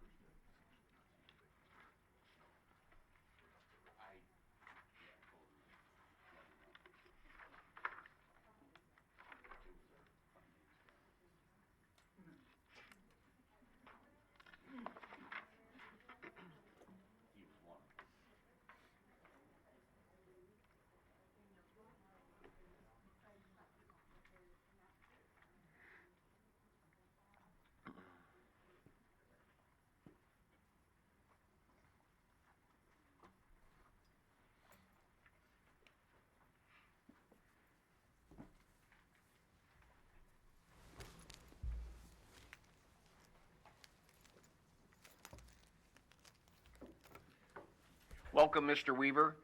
As everyone knows, Ken Weaver is one of our internal candidates applying for the superintendent's position. And Ken, I just want to go over what this looks like. 90 minutes seems like a long time, but you're going to be asked 23 questions, plus have some opportunities to talk in some other areas. So wanting you to make sure that your responses are concise, but so that we can move on. John is going to be keeping track of some time, and so if we find ourselves in a bit of a time crunch, I'll probably at some point tell you that we need to be more concise, but we have about 90 minutes, 23 questions, and then if we have some time at the end, a chance for you to ask us as a board some questions, if you have them, as well as kind of make a closing statement after you've kind of thought about the 23 questions and the things that you've heard and things that you might just want to leave with us. Just reminding everyone that as the board hears from each candidate and weighs this critical decision, it will be doing so through the lens of the candidate profile that was developed with considerable input from our stakeholders. Our intention is to identify the candidate that best fits the profile, which board members have at hand. For those present in our audience, you may submit feedback forms that have been provided. Although the task of choosing our next superintendent is the responsibility of the Board of Education as the elected representatives of our community, we value and consider the input of our stakeholders in the process. And as I mentioned when John was walking out, that we're actually going to collect all those, copy all those, so that we have your responses tonight, and we can put them in our sections, as well as do the same thing tomorrow and the same thing the next day. And so, Ken or Mr. Weaver? You've known me long enough. That's all we call it. Well, a few of it called to me some other things. We but- we won't use those. Ken, well, we've had the opportunity to review your application materials, and we know you have a background with you. The audience may not. Please briefly review your background with all of us and share what causes you to be interested in this position at this point in time in your career. Okay. Well, thank you for this opportunity tonight. I am to say that this has been a dream of mine for some time is an understatement since I joined the district in 2003. And I've held several positions in the school district. I am going to take a little bit different approach to this question in the fact that I've been here 18 years. I do think that most of Oxford is pretty familiar with my background, but that's not really the important part, I think, of the question. The question is really why and what brings me here. So rather than telling you a little bit about my resume, and I did write this one out because I think it's important, I wanted to tell you a little bit about my upbringing and my own school experience. I was raised by two wonderful, caring parents. My parents were high school sweethearts who married early in their lives. My parents were and are truly awesome. I enjoyed a happy and supportive childhood with loving and caring parents in northern Michigan, small town.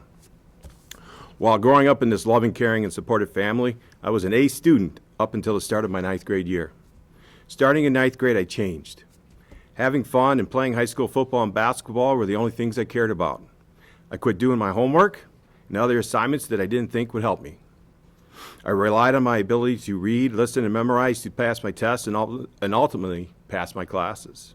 My high school GPA never went above a B- average again. I also became a behavior issue for my teachers. I am sure that I made my teachers' lives miserable as I constantly gave immature answers in class.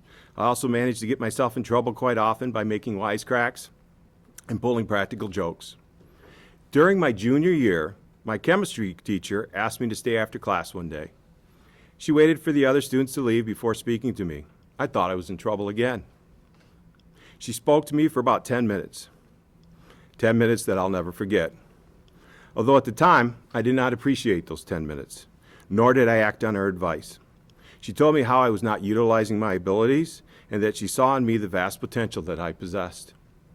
She encouraged me to apply myself and to realize that I had been given many talents and abilities. I listened to her politely, laughing to myself and thinking, what does she know? As I continued down my path, smaller issues became bigger issues, until I ended up getting myself suspended after a practical joke went awry. My principal stepped in and helped me navigate a high school faculty who was very upset with me. It was after this incident that my misbehavior started to subside a little bit. My attention to my studies did not improve a whole lot, but at least my behavior became tolerable to the high school faculty. One day in the fall of my senior year, my parents told me that I would be going to college and that I had to take this test called the ACT. I took the test and won a 4-year scholarship and enrolled at Central Michigan University. I wish I could report that my behavior changed. It did not. Even though I was focused on having fun and doing other things at college, I still kept going back to that chemistry teacher and what she said. After a couple of years at the university, I happened to get involved in tutoring and coaching at my former high school, where I realized I was good at working with kids. I realized that I wanted to make a difference in someone else's life. I wanted to be a teacher.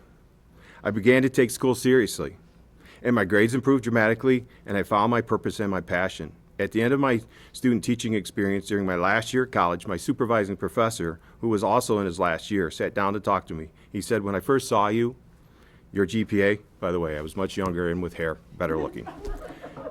I saw you, your GPA, your paperwork, I thought you were going to be trouble. But in all my years of doing this, you are one of the best student teachers I've ever had. He went on to say, "I've never said this to any student teacher before, but you must go into school administration. You will be fantastic."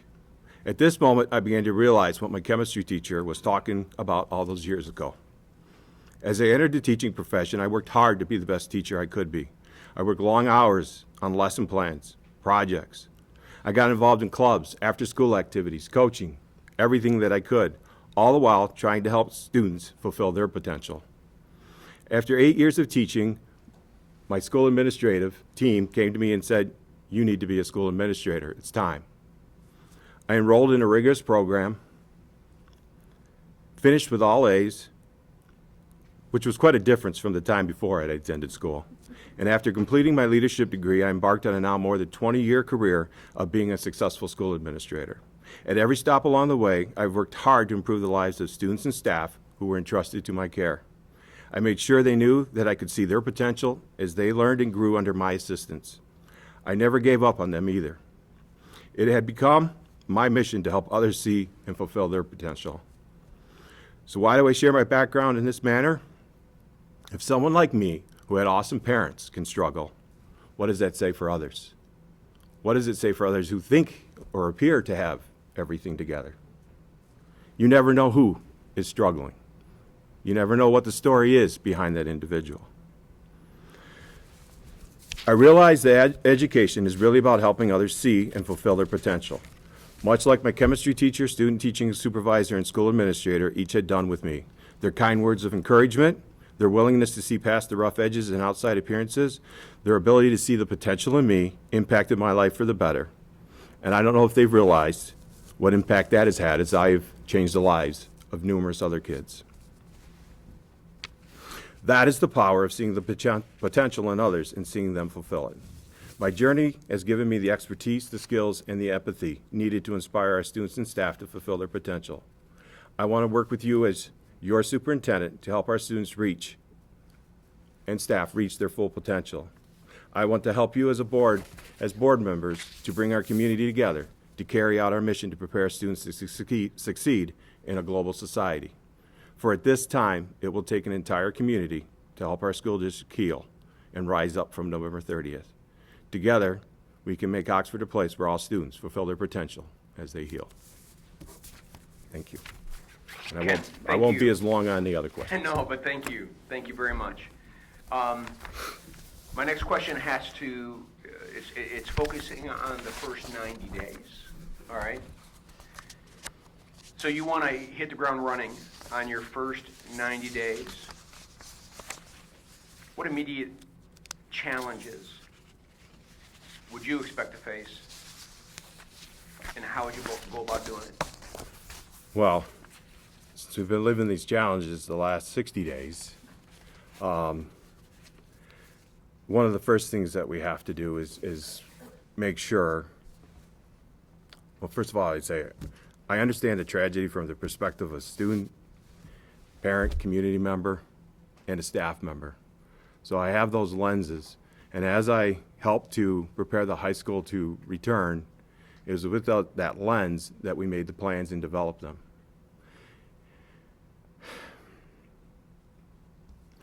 As we are in this point of returning, we have to at some point realize the safety of our kids is, while it is first and foremost, and it has to be the priority right now, but at some point we have to have a lens of a longer view, and we have to be asking ourselves, what type of school do we want our students to ultimately attend?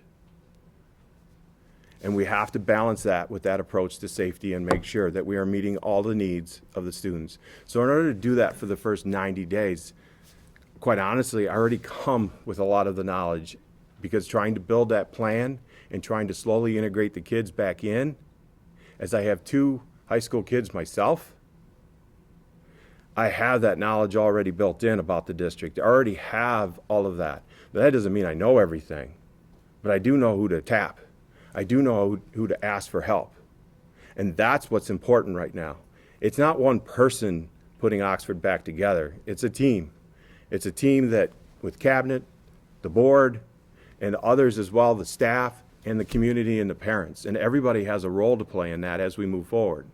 And it's making sure that we're working hard to get the input of everyone in the areas that needs to have input.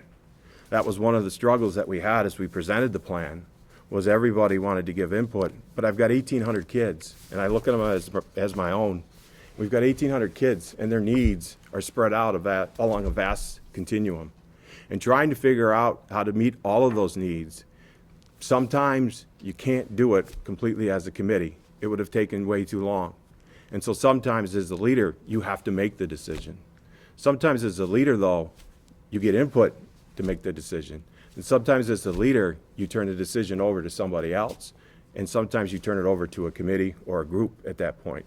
And that's the role of the leader, is to realize when it's time to ask for that input, when it's time to turn that decision over, and when it's time that the leader has to make that decision. And those are the tough decisions to make.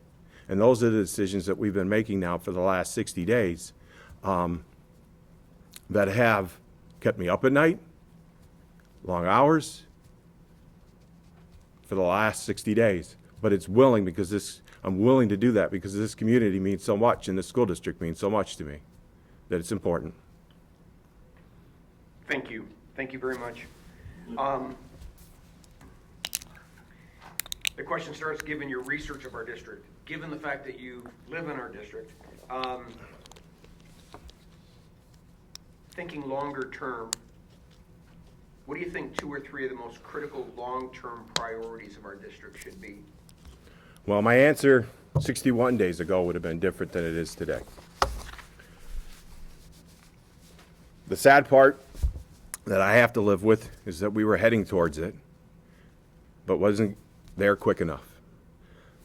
I think our priorities need to be, first of all, students, students, students. The students we have now. When I moved into this position in 2014, there was not an elementary MTSS system. Middle school had a little bit because I was the principal there. High school had very little as well, too. Since being in the position of deputy superintendent since 2014, and I've had various titles over that time, we never seemed to quite settle on one. As I've gone through that, we have worked as a team. When I first got into the position to address the elementary needs. Then we started to address the secondary needs, and unfortunately, COVID hit. So when you look at it, the first priority is going to be students, and you've got to make sure kids that know that students care or teachers care about them, and that social emotional piece and that mental aspect is first and foremost. It has to be. It has to be in that order first. You have to address that because kids that know you care about them learn a lot. When I was middle school principal, that's what I addressed first. All the programs that I put in, one of the first ones was advisory at the middle school. One of the other first programs I put in was web. Why? Because we had to address the culture. That's the same thing here. We need to continue to address and improve upon the culture of the school as well, too. So that would be the second thing that I would say, is making sure that all schools have a culture that supports all students. That's the critical piece that needs to be met at the secondary level, is meeting the needs of all students, of all secondary students. Elementary, we've done a pretty good job. We're working at it at the middle school and at the high school level, and we need to continue with that work. Third is making sure that as we heal and as we grow, that we listen, learn, and we try to figure out what type of school, what type of high school we want to have, and also as well, K-8 as well, and really, really live into that. We have a portrait of a graduate. To really grow into that is our next, and I think our biggest task ahead of us. We have a strategic plan to help us do that, but we need to address that strategic plan. It may not be what it needs to be in order for us to grow into that portrait of a graduate now that with the events that occurred on November 30th. And we need to look at that and try to address that. And that can only be done through community input, board input, staff input, and really going back and addressing that strategic plan. Ken, thank you. I'm going to turn over questions now to Chad. Thank you. All right. Maintaining healthy relationships. with school and community stakeholders is an important piece of the board. Please share with us how you've gone about building and maintaining successful relationships with all members of the school community. So for the last 7 or 8 years, it really, to back up a little bit, a lot of it changes on the position that you have. When I was the middle school principal, it was the middle school parents, middle school students, and the staff that was my stakeholders at that time. As deputy superintendent, that changes a little bit in the fact that I become part of a team that supports Mr. Throne, the superintendent. And it's important that he takes the lead on some things, and some things, as a cabinet member, we remain in the background a little bit, so to speak. As moving forward with that and trying to develop relationships, one of the things that I always have to be cognizant of is my presence. And it seems odd to say, but sometimes being a rather large fellow can be somewhat intimidating in a room, plus being bald as well too. Sometimes, and I have many times a stern look, but many times it's just because I'm thoughtful, and quite honestly, most people don't realize this about me, that my natural tendency is to be a little bit more shy than outgoing. But as in the role of a public educator and as a role as a principal and so forth, that I almost have to take on a different persona in that regard. So I'm always cognizant of that and making sure that I don't dominate or overshadow the room, so to speak, because that is important to hear everyone's voice and to make sure everyone feels valued. That is the first and most important part of developing a relationship, is if somebody doesn't feel valued and doesn't feel respected, doesn't feel like you're really listening to them, they're not going to want to be in that relationship. So it's very important to demonstrate that and to model those behaviors myself and to make sure that they understand that I am listening and working to develop those relationships.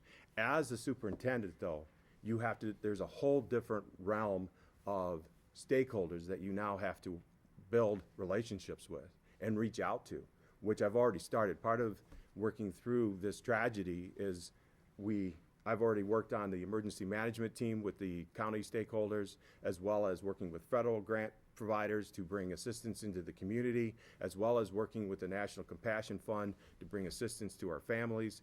There is a lot more going on than what people realize. I didn't just help with the high school plan, but I've been bringing resources to the community. I don't want to throw any agency under the bus, but the community resources after this tragedy have been slow in coming. And quite honestly, it shouldn't have been up to the school to trigger some of them. They are now starting to flow, and thank goodness the county has stepped up and helped out as well too. But also there's other forms of grants that we shouldn't have been the ones to start. But I had to advocate and push for that. And that's part of building relationships, is being authentic, being real, and reaching out to people and making sure that you establish that. And that's part of been my role lately, is really starting to develop that role that Mr. Throne many times has had to take on. But this task that we have before us has been so enormous that I've had to assist more in that realm. Good. Thank you, Ken.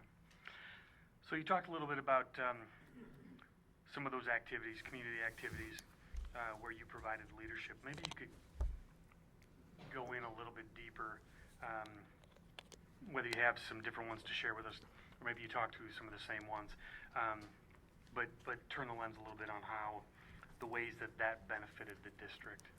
Yeah, well, first of all, I brought resources and attention to the district because some of the resources were about a month behind, and the school district was left out by itself for a while. And there was things that we were being asked to do or trying to do and trying to help a community that, quite honestly, there were resources for. So trying to do that, trying to address that issue, trying to reach out to different resources has allowed the district to then benefit, because now we can focus back on what we need to focus on, which is getting the school up and going and making sure that is safe and secure. So that's how that has benefited in that regard, as far as building on some of those relationships. But as a superintendent, I've watched Mr. Throne. he has been able to develop those relationships with lawmakers, with legislators, with others as well too. And those relationships are so key because you're going to need to call on them. And recently he was just up in Lansing doing that, asking them for assistance so that we could rebuild and we could reshape things as we move forward, because it is going to take quite an effort to do so. And as a person that would be responsible for that, I would have no problems taking that role on and being able to reach out to others as well to bring resources back into Oxford as well. It's an important task and it's an important role. You become, like when I was the middle school principal, I was the face of the middle school. And I loved that role. I totally loved that role, and it was fun and it was exciting and it was a blast interacting with the kids. As Deputy Superintendent of Curriculum Instruction, as you've sat through many presentations and so forth, it was a completely different role from when I was the middle school principal. I'm very aware, and as well too, quite honestly, my role during that time was to support Mr. Throne. And a lot of what we created, a lot of what we did, that was a lot of my work. The Portrait of a Graduate, the strategic plan, came from my office because Mr. Throne, in support of him, asked me to help with those. And that's how we work as a team. And that's what's so important when you work with other people, stakeholders, and so forth, is you need to build a team. And a team has to work together for the same common purpose. And that's how you get other stakeholders within a community to work together, is they feel like they're part of that team. So I worked with the federal grant people, it's the AEAP, and don't ask me exactly what all that is. It's some kind of anti-terrorism grant, but it helps bring a resiliency center that will be coming to Oxford. And I've been working on that for the last 3 weeks. It's really not what the school's supposed to be doing, but others are. But because there was a void, we stepped in and did this. And so it was important for the community. It's important to get done. You don't ask who's supposed to be doing this. You get it done. Thank you. So how do we create a district-wide and community-wide culture of continuous improvement, planning strategically and aligning our actions to achieve strategic outcomes? First of all, improvement is done incrementally, day by day. You don't make, especially in school systems, you don't make huge leaps. It's all of a sudden you turn around and the next thing you know, because a lot of times you measure it with standardized testing, and not all of the best things are measured by standardized testing by any means. I don't want to give that impression. But all of a sudden, because those are from year to year, you're like, oh wow, look where we're at now.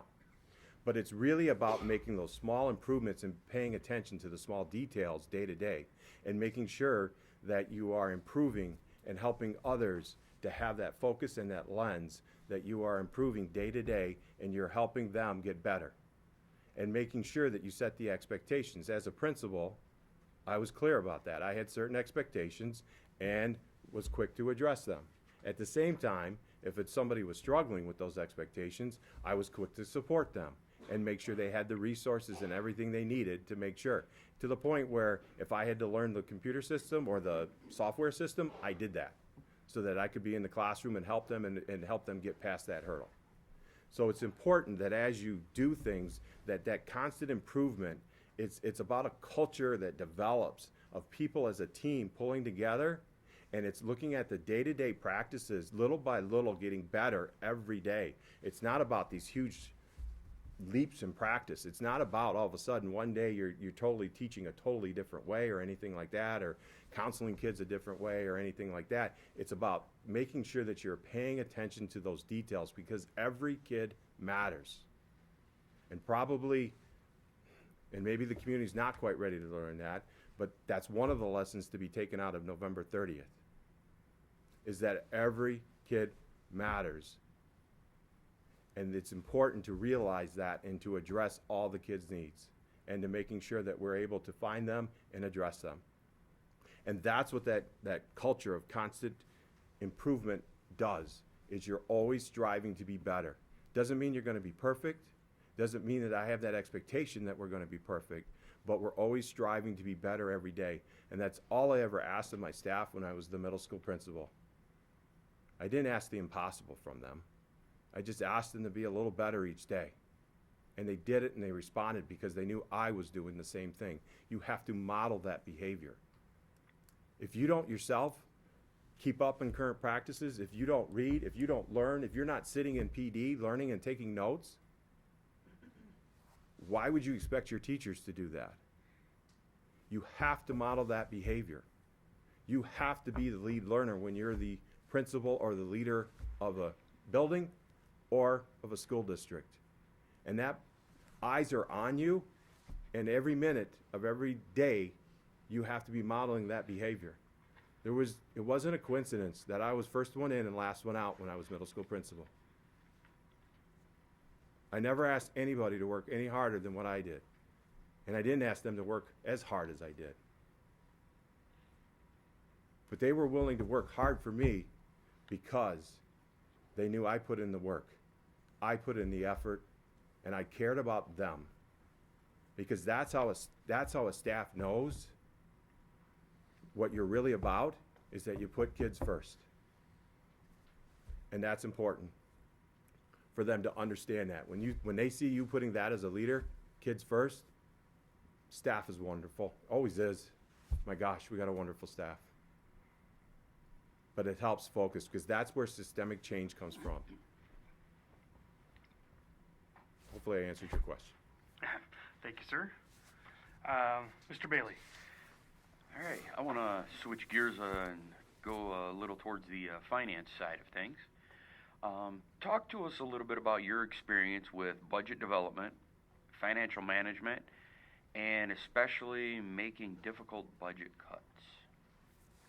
Well, thank goodness that times have changed, and budget cuts aren't the primary focus of budget discussions so much as it was in the past, and I've been part of that. First of all, I'll address budget cuts, and then you might need to remind me a little bit. The budgeting aspect, I play a heavy role in some aspects of it, but it's not my favorite. So first of all, I guess maybe I'll back up and explain a little bit.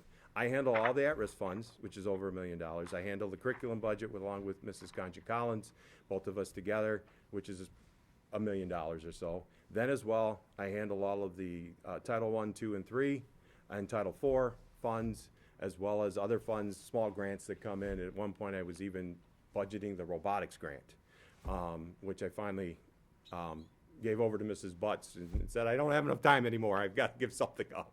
So I gave her that. So I have been quite involved in budgeting, setting up financial plans, setting up and making sure that I follow the procedures, and making sure that federal laws and regulations are followed, as well as state and everything else, with the processes for all of that and doing all that. But as well, I've also had a hand in district budgets for the school year and making sure that has been set up, as we discussed that with Sam, as well as negotiations with OEA and so forth. I've been involved in helping with that. I was also involved and helped Mr. Throne as we switched the insurance as part of that. So that all of that comes into the budgeting, because what you're looking at trying to do is make sure the resources that you have, which is the money that comes from the state, goes to the place where it's needed most, which is in the classroom. You have got to concentrate, and Oxford does a really good job of that. But that is the main thing in which you want to concentrate your funds on, and that is what you prioritize, is that money going into the classroom and impacting kids. That means you need a staff that isn't worried about being able to make their house payments, car payments, and so forth. Doesn't mean you pay them lavishly or anything like that, but you make sure they have a wage that competes within Oakland County. You also have to make sure that there are supports for the kids as well too, because all of the MTSS that we have put in, all of the changes that we have put in and improvements that we put in curriculum, all of that takes financial resources. And so you've got to make sure those resources are flowing to those supports to help those kids, because the classroom teacher can only do so much. And then you have what we call Tier 2 and Tier 3, and you need to make sure that you have financial resources to support those areas, so that those Tier 2 and Tier 3 areas are those kids that need more than what just the classroom teacher can deliver. Sometimes the teacher can help with the Tier 2 supports, but a lot of times it's going to take those resources. And so when you budget, that's what you're trying to prioritize. You're trying to make sure that as much as possible, the lion's share of what the financial support that comes in from the federal, the state, goes to the classroom and is spent there, so that they have the support they need to educate the kids. Because those are the individuals that have that direct impact on the kids. As principal, while I had an impact on staff, it was the staff that really had and made the difference with the kids. It wasn't me. Because I didn't educate them all. I didn't develop all the relationships with them. I just encouraged their staff to do so and helped supported them in that endeavor. But it was really our staff that did all of that work. They just sometimes gave me too much credit. Thank you. And you've kind of already answered the next question, but what opportunities do you believe budget limitations present? And in tough financial times, what would be your top 3 priorities? Well, top 3 priorities. Well, first of all, I've already answered part of that. Kids, support, classrooms, those 3 in that order, basically. You've got to make sure that the resources are there.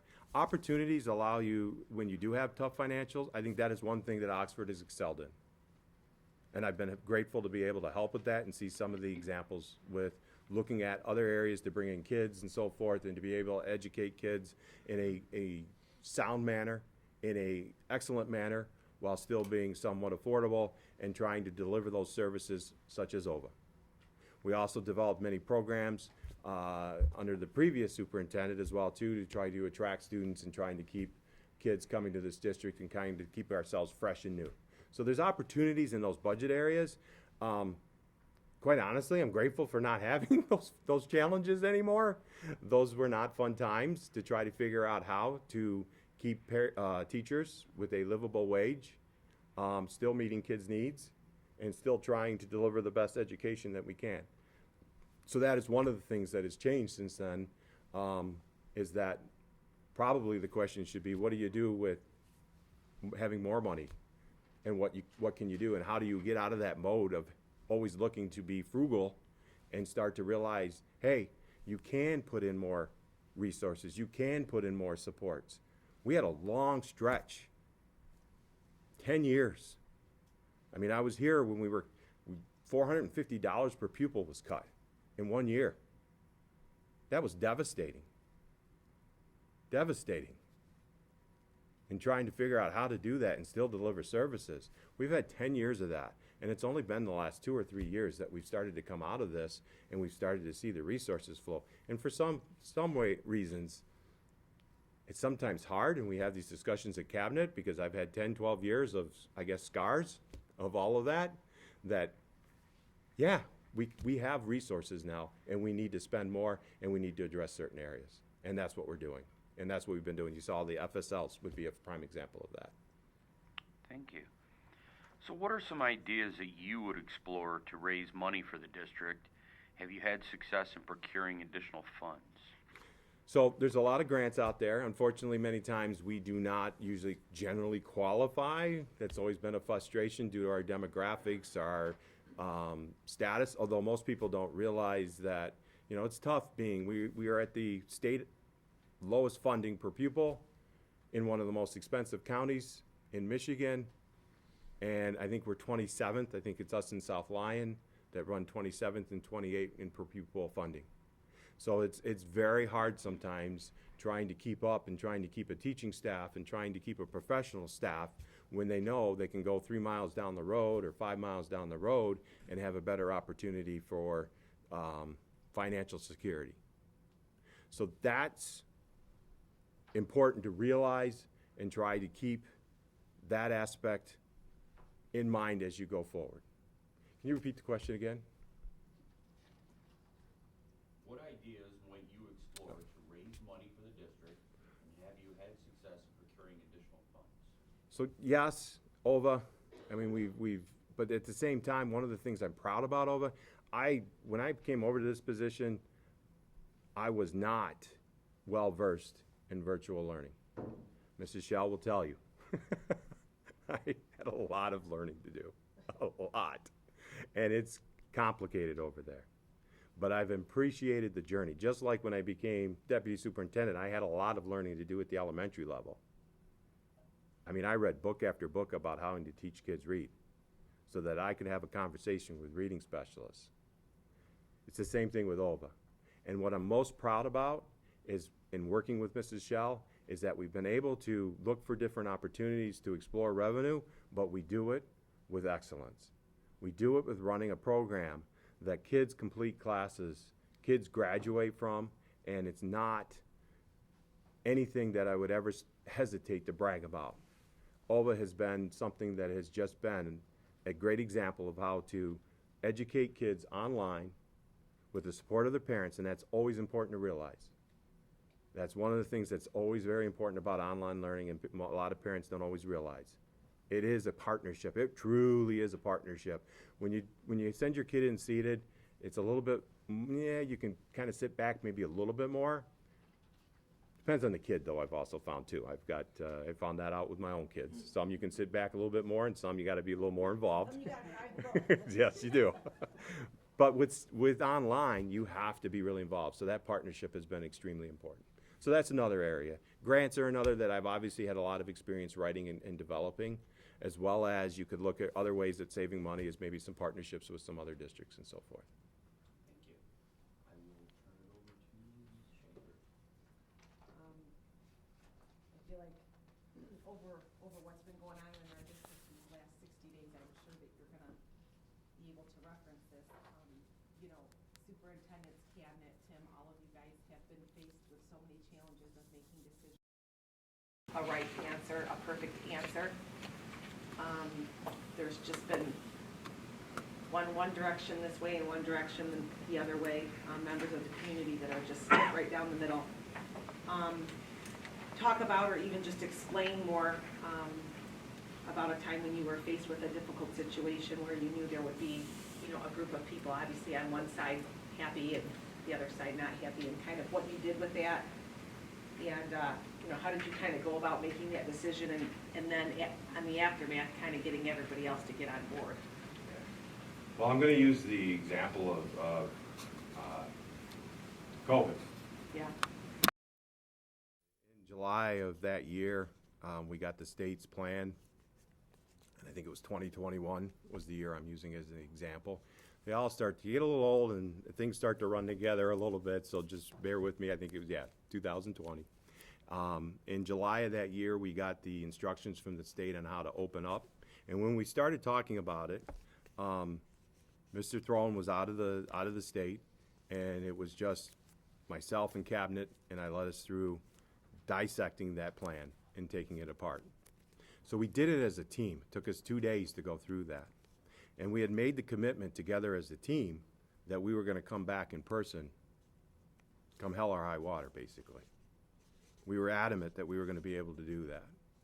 So we knew what Tim's directive was and what he wanted us to do. So we, as a team, pulled apart what the state gave us.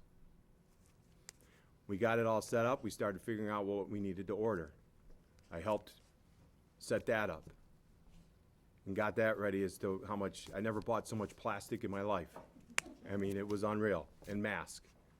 So we started setting that up and discussing how much we would need, and then starting discussing with teachers as to how much that would be. But it was important. It wasn't just me. It was a team. We did it as a team. At that point, it was really important for us as we went through that, because we all wanted to come back in person, but we did it together.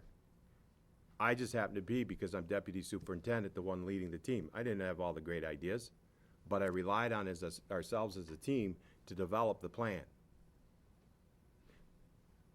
Then we wrote the plan, and we made sure we wrote it for the different groups that we had.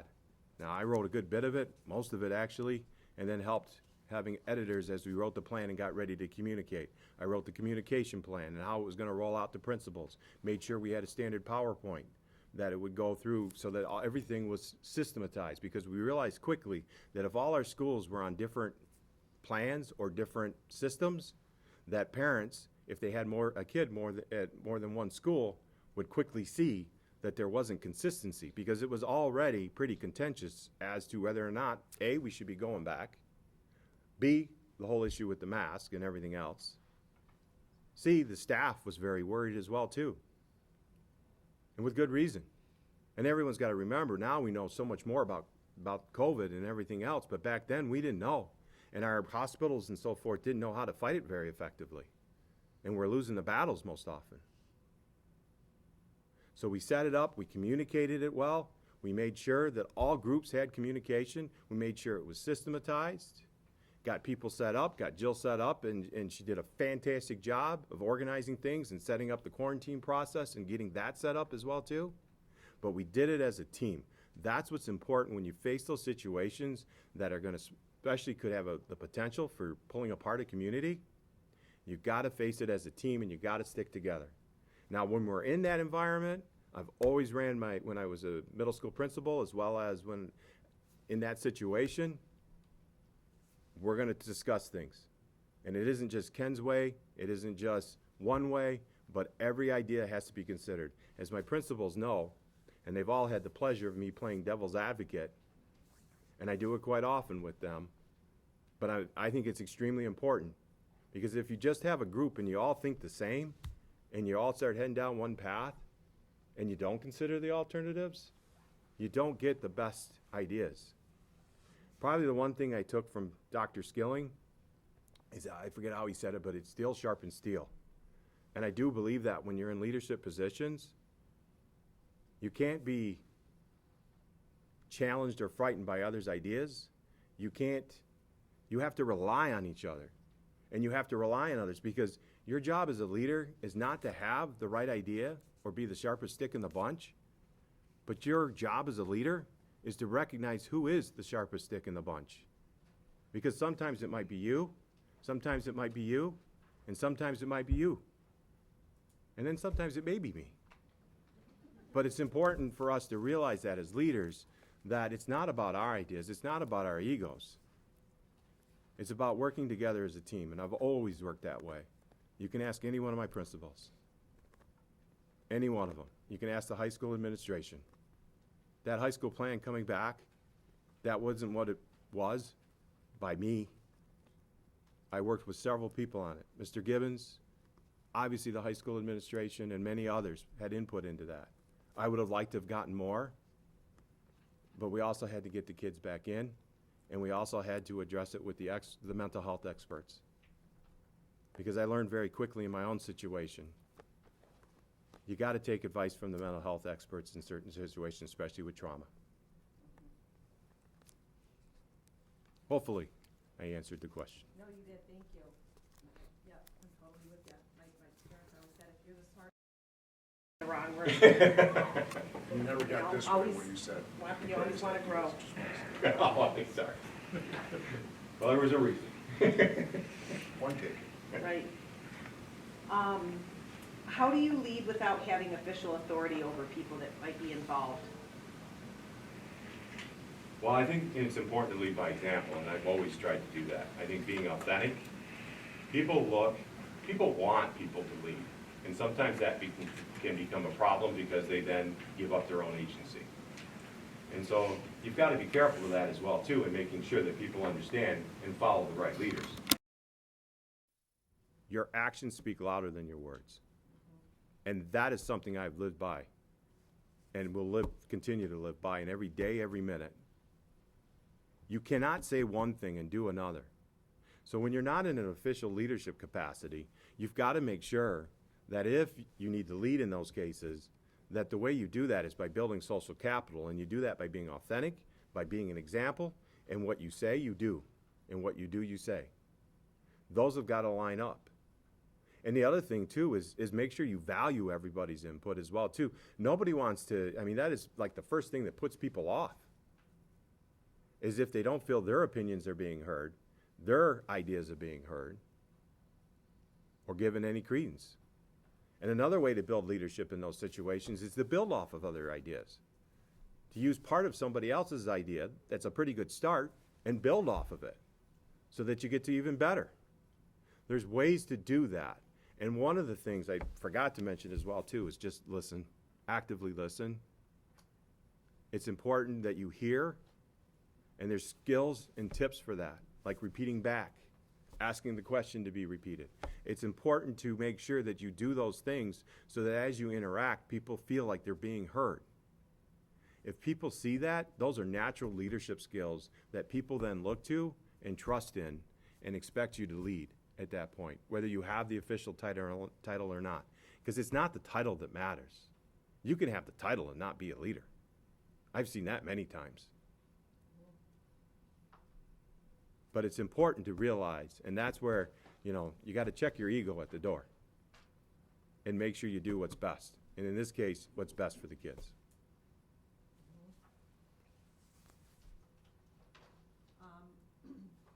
What do you think the key elements are to establish a relationship with the board? It's been interesting because my current role, and I was classically trained as a I would say a cabinet member, is that my role is to support the superintendent. And quite honestly is really, I guess, I've always seen it as speak when spoken to kind of thing. And so that's one thing that I would say is different, that if I was your superintendent, that would take a totally different role at that point. My role as deputy superintendent was never to outshine Tim. Never. My role was to support him and to help him be the best superintendent, because that's what's best for the district that I could helping make him be. And he's done that, I think. And it's important that as your superintendent, if I was given that opportunity, first of all, knowledge is power. You've got to have information. You've got to make sure that your board is informed and that there is a two-way communication that goes on between the board and that relationship. You've got to sit down with your board members and listen to them and hear what they are. They are the instructional leaders of the school district, the first and foremost instructional leaders. And it's important that they're engaged, that the board is engaged in that work actively. And the only way that can happen is if you've got the information that's needed to be able to make the best decision for the school district moving forward, and not just what the superintendent or cabinet says. Now, that doesn't mean the board goes off on its own, because we got to be a team. And that's the job of the superintendent, I think, is to try to make a team. Now, you're the decision-making body of the team, but my job is to make sure that as a team, you function as well as you possibly can. That you all feel included, that you all feel part of that team, and that you all have the information that's needed to help you be part of that team. That's the role of the superintendent. Some of the things, like Tim has done a really great job of the weekly emails and doing that. Some things that I might add that would change would be, okay, board meeting, before board meetings, we're gonna have a small, because you gotta be careful with quorums and stuff like that. 2, 3 of you at a time, phone call, this is the agenda we're gonna run through. Do you have any questions? And do a Zoom call with you to make sure you have an understanding of the board agenda, as well as do you have any questions in advance. That way, if you get to the board meeting and you need to ask a question, there's an answer that's ready for you when you get ready, and you have that opportunity. I think visiting schools is another great way to let you see and walk in and have you go with Mrs. Conja Collins and look at workshop directly and see what effort it takes from those elementary teachers. That was a big ask when we put that in 2014. First the writers and then the readers workshop. That's a big shift in practice. That was a big shift. That was a big ask of elementary teachers. And they stepped up. But it's something that you need to be aware of as well too, and understand and appreciate, so you know what their life is like as well. And not saying that you don't have that idea, but those are some of the things that I think are important for you to see and to be able to offer those to you, and to be able to structure those so that you can go in and you can appreciate some of the nuances. I mean, Maureen Magdaleno is just an amazing wealth of knowledge. Taught her everything she knows. No, just kidding. She taught me everything I know. But having that conversation with her and understanding that instructional practice and that approach helps you when we bring up a library purchase, you have a better idea of what it's for. And so that you're making decisions with that knowledge, not just me or Mrs. Conja Collins saying, this is what we need. You have seen it firsthand. Same thing at the secondary and looking at some of the IB practices that we have to do and going into that environment and being able to see that firsthand and seeing what the teachers are dealing with on a daily basis and having that appreciation. They're amazing at what they do. They're amazing. They need you to see that. They need you to know that. And I know you know that, but if you don't see people and they're not in the classroom on a regular basis, it sometimes leaves people to wonder and question. And there shouldn't be, because I've worked with all of you. I know the integrity that you have. I know the care that you have. I know how much you care about kids and love kids.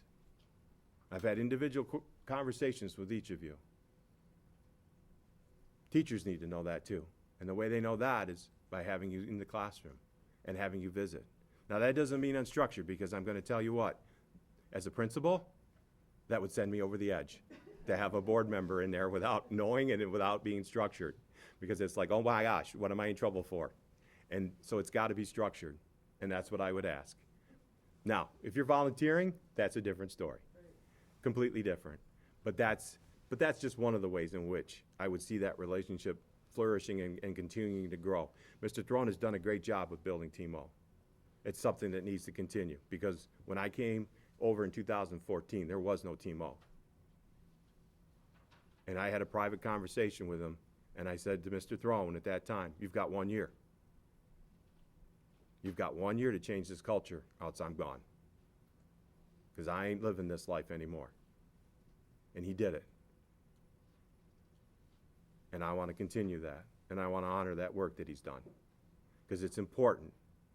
Because when people know they're cared about, they will give you everything they got.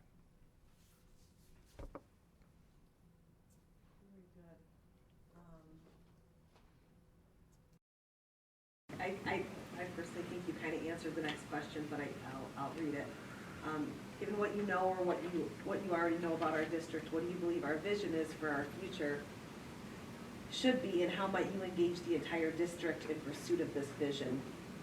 Well, like I said before, a lot of the authorship of the Portrait of a Graduate, I constructed, obviously with help from a lot of others. I don't want to give the impression like I wrote the whole thing. But I led that effort and helped develop it. I really believe in it, and I really believe in that it really addresses the whole child. I think that as we move forward, I mean, first of all, we have to hit pause, and we have to put a school back together, and we have to heal. That takes precedence over everything. Now's not the time to look 3, 4, 5 years down the road. We got to look immediate, and we got to take care of our kids now. And we got to make sure we're addressing those needs, keeping them safe, while also giving them an environment in which they feel loved and supported. That is extremely important. So I would say that in the short term, we have to hit pause on some of those conversations. But in the long term, we need to go back as well too, when we're able to. When we're able to look at long term, how does the strategic plan now fit our vision? And what we know that we need to address. And what areas can we do better? And that's one of the areas in which you can structure definitely community input on, and trying to get that feedback back as we move forward. That's going to be critical as we look 3, 4, 5 years down the road, and as we try to make sure that as a district, that as we try to rise up the Wildcat Nation, and that's really what we're doing, that has to be taken into account. But now's not the time. Now we got to concentrate immediately on our kids' needs and put all our efforts. Just for an example, I was at the high school today until 11:30, almost 12 o'clock. Then I went over to my office and started my own work, because it takes everybody. It is quite an effort, especially unless and I was an AP at that high school, but I was there when it was 1,200. It is like you're managing a small city at times. And it takes everybody to pull on that oar, and it takes everybody to help out, and everybody to have eyes on students building relationships, trying to help out in that aspect. Because there's a lid for every pot, and that's one thing I learned as a principal. You might think one teacher, maybe not so good, and I had this happen to me. I met with a parent. Parent comes into my office, talks about a teacher, says they're the worst teacher they ever had. I literally had a second meeting that followed with a different parent. That parent came in, and it was about the same teacher, and that was the greatest teacher that ever walked the face of the earth and couldn't stop singing the praises. And that's what really teaching is a lot about, is about relationships. And while I may not be the perfect relationship for Eric as I teach and so forth, but I may be for Dan. And it's about keeping that in mind as you build a staff and as you take your staff and through that effort to make sure you reach every child. And trying to build a staff that has varied interests. Not only arts, athletics, but other interests as well too, robotics and so forth. And it goes on and on and on because it's about making those connections with individual kids. And that's the importance of building that staff that's able to do that.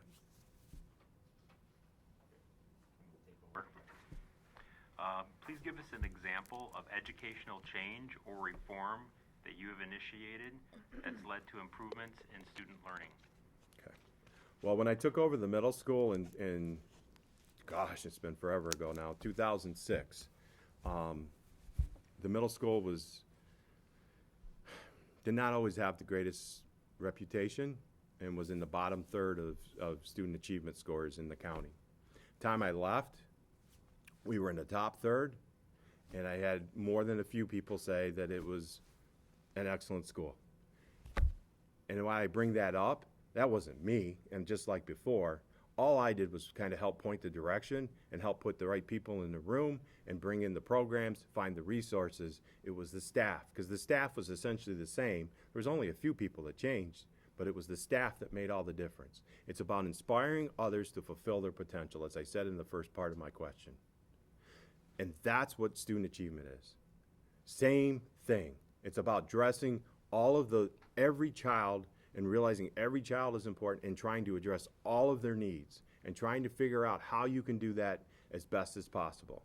So when I came in 2014, for example, there was no MTSS in elementary to speak of. We had some reading specialists, and that is it. That has completely changed now.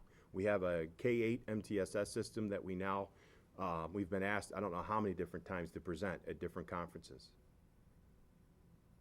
It's completely developed for the most part, the reading and the math part. The math part is slowly this last year. Mrs. Conjacon says that's one of the important things. I realized as the position I was in, by the way, when I came in here, I didn't even have a secretary. It was me. Me alone for the first 4 years, basically. Although I did have Sean Marshall, who's an amazing lady. And I think she might be listening tonight, so shout out to her.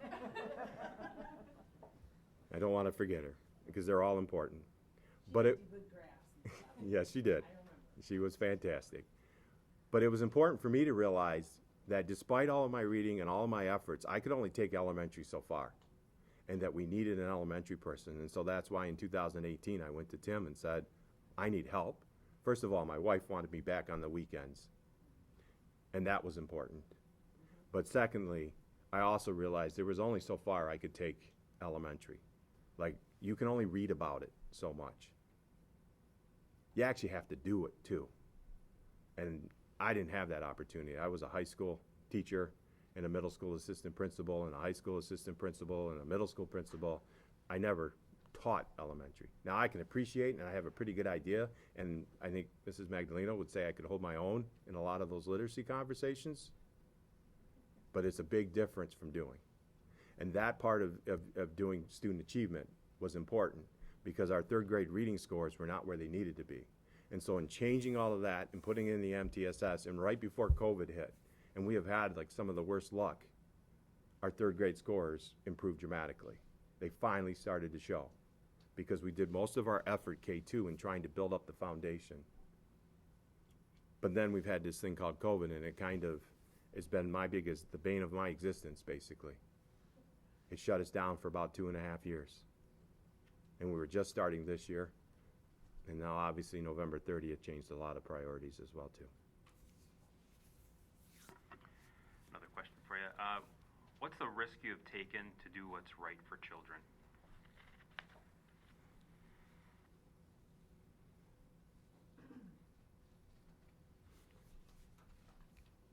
November 30th at 12:51, I received a call from Mr. Wolf reporting that the school was in lockdown and there was reports of shots being fired. He did as protocol suggested. He had the building in Alice. He called central office on the emergency line. I ran to Mr. Throne, told him what was going on, and ran into my truck. I didn't run into it, I ran to it. Jumped in my truck and drove up as fast as I could, all the time thinking, it's gotta be just firecrackers, BB gun, or whatever. I crested the hill and I saw the kids, and I saw their faces. I saw them on their cell phones, and I knew it was real. I pulled into the north parking lot, ran into Pam Fine in the parking lot. She was getting kids out of the hallways. And she yelled at me, active shooter, students down. Or actually, I should say student down, because at that time we only knew the one.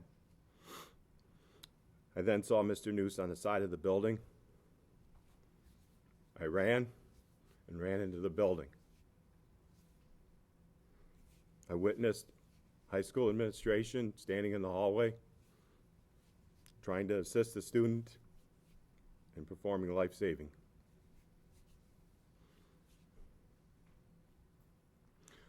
I then watched as the perpetrator came out of a bathroom 20 yards from us. I then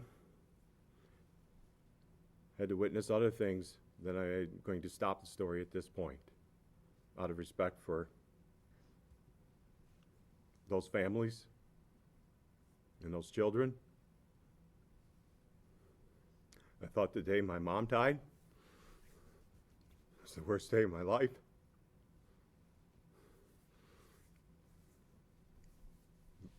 But I was back there for an hour and a half trying to help kids and do the best that I can.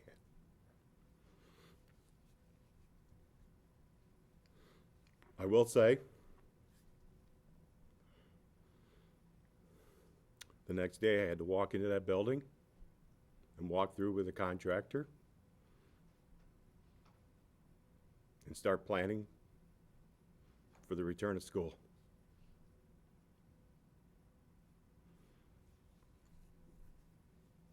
And I haven't stopped since. But probably the bravest thing, I went and got counseling. Because there was a point where I didn't think I'd be back again. But through counseling, and it's one thing to realize as you're looking at Oxford Strong, strong doesn't mean you do it alone. You do it with others. And it's important to heal with others. We're humans, and while we can do horrible things to each other, we also heal with humans. And that interaction is important. And I've seen it up at the high school. As student to student, student to staff, staff to staff, as they heal slowly but surely. And it's important to realize as part of that process and part of bringing back the kids and making sure and attention to every detail, I also realized my healing was involved in that. And that was a big part and helped me a lot, as well as the counseling. Excuse me. Is it appropriate to just hit the pause button for a minute? Ken, if you need a minute, I'm okay. Is that okay to do? No, I'm okay. If you need it? No, I'm good. Okay. I'm good, because it's important for you to... I apologize. You're But- fine. Okay. It's important for you to realize that I'm okay. And these kids that have gone through a lot, I know they're going to be okay too, because we're going to take care of them. And that's important for you to know. It's important for you to know that I'm good. Okay? Thanks for sharing that. I know you Yeah, didn't and I have knew to, that so- question was coming and was dreading it, but... Well, take a deep breath and a drink of water there. So, okay, so switching gears a little bit, what do you believe are currently the biggest challenges with special education in our region, and how do we address that? The biggest challenges that you have is with special education is making sure that you're able to meet the needs of the children once again. We have done a good job of adding staff in the last couple of years and trying to address the different needs, and trying to blend general ed and special ed is probably the biggest need that we have, because too many times, once a kid goes into special ed, they don't come out necessarily. And what I mean by that is they stay certified for the rest of their high school or the rest of their education. And it's important to try to, as much as you can, special ed should be to try to get kids back out of the services as much as they possibly can. Certain kids will just always need services, and I realize that, but as much as possible to try to blend those services with gen ed so that there's more of a natural connection, as well as putting in probably the biggest thing to help special ed is to put in MTSS, both in reading, writing, math, as well as behavior, mental health supports, so that you can help catch things early enough that you are preventing that from happening. That is probably the biggest thing that would help special ed, because then that would lessen the number of kids that need those services. And the earlier, it's just like when we addressed reading and we caught it K2, and that's why I addressed it K2, wasn't because of any other reason than if you catch it early, that impact goes all the way through. So the earlier that you can catch that a kid has a need, the earlier that you can address that, the quicker that you can then get them assistance, and you can help them maybe not become certified special ed, and not that there should be a stigma of that, because that's important too, to realize that every child, every special ed child, every gen ed child is a gen ed child first and foremost, and that it's important to address those needs in that regard, and trying to make sure there's not that stigma that sometimes comes along with special ed services, and to blend those in as much as possible into the regular, because a lot of kids that still have the gen ed label could still use special ed services or services like special ed. And so doing that in a classroom setting where you're really able to have that tier 1 instruction as well as that special ed support really helps to support those kids, and it helps others as well too. How would you meet the needs of college readiness while also providing a high-quality, relevant, career-focused opportunity for students? Say that one again. I know, I need to say it again. How would you meet the needs of college readiness while also providing a high-quality, relevant, career-focused opportunities for students? That's one of the things that we focused on at the high school, was really working on the EDP process, and that's career development. Mrs. Farwell has done a wonderful job up there, and we use a system called Naviance to really get kids at this age level, they're a little reluctant, but it really, once you get them going and stuff like that, or you get them talking to somebody individually, they will discuss their career and thinkings and aspirations and so forth. But it's hard, and it's one of the reasons why when I shared my story at the beginning that I didn't really know and acted like I did, was I saw no purpose in education at that point. I saw no relevance. I'd rather play football, I'd rather play basketball, I'd rather have fun with my friends and stuff. That was more important. I could manage to get by. I didn't see the connection of my education to what would later be the next 40 years of my life. Luckily, through pure chance, I got the opportunity to start coaching and tutoring and stuff like that, all of a sudden I realized I was good at it, found my love and passion, and was able to make that happen. But what we want to try to do at the high school level so that we can meet all ends of the spectrum is to make sure that kids, first of all, are given a choice. It used to be back 40, 50 years ago and 30 years ago when I went to school, and that many times we pigeonholed kids and we placed them as administrators, as teachers, staff, and so forth. That has changed now, and that, thank goodness, is different in the fact that we allow kids to choose their paths, kids to choose their opportunities, kids to choose what careers they want to go into. And it's important for them to do that with information. And that's what the EDP process allows them to do, is to start looking at some of those resources. It allows them to explore CTE options, which we've expanded dramatically over the last 5-6 years. And that's been intentional as we try to give the different options, because there's a lot of different paths to being successful. Having a college diploma is not an automatic ticket. And as we've seen stories all over the place of unemployed college-educated people, there are a lot of people that are successful that either didn't do well in college or didn't stay with college, and there's a lot of reasons why people end up dropping out of college, a lot of the reasons don't have anything to do with intelligence, just has to do with their life circumstances and so forth. And so it's important to give all these kids these different opportunities and these different ways of seeking their own success in life after high school. Because that's what we're here to do, is prepare them to be successful, contributing adults. And that means not only as learners, but as members of society, and contributing to make a productive and happy environment for others to live in.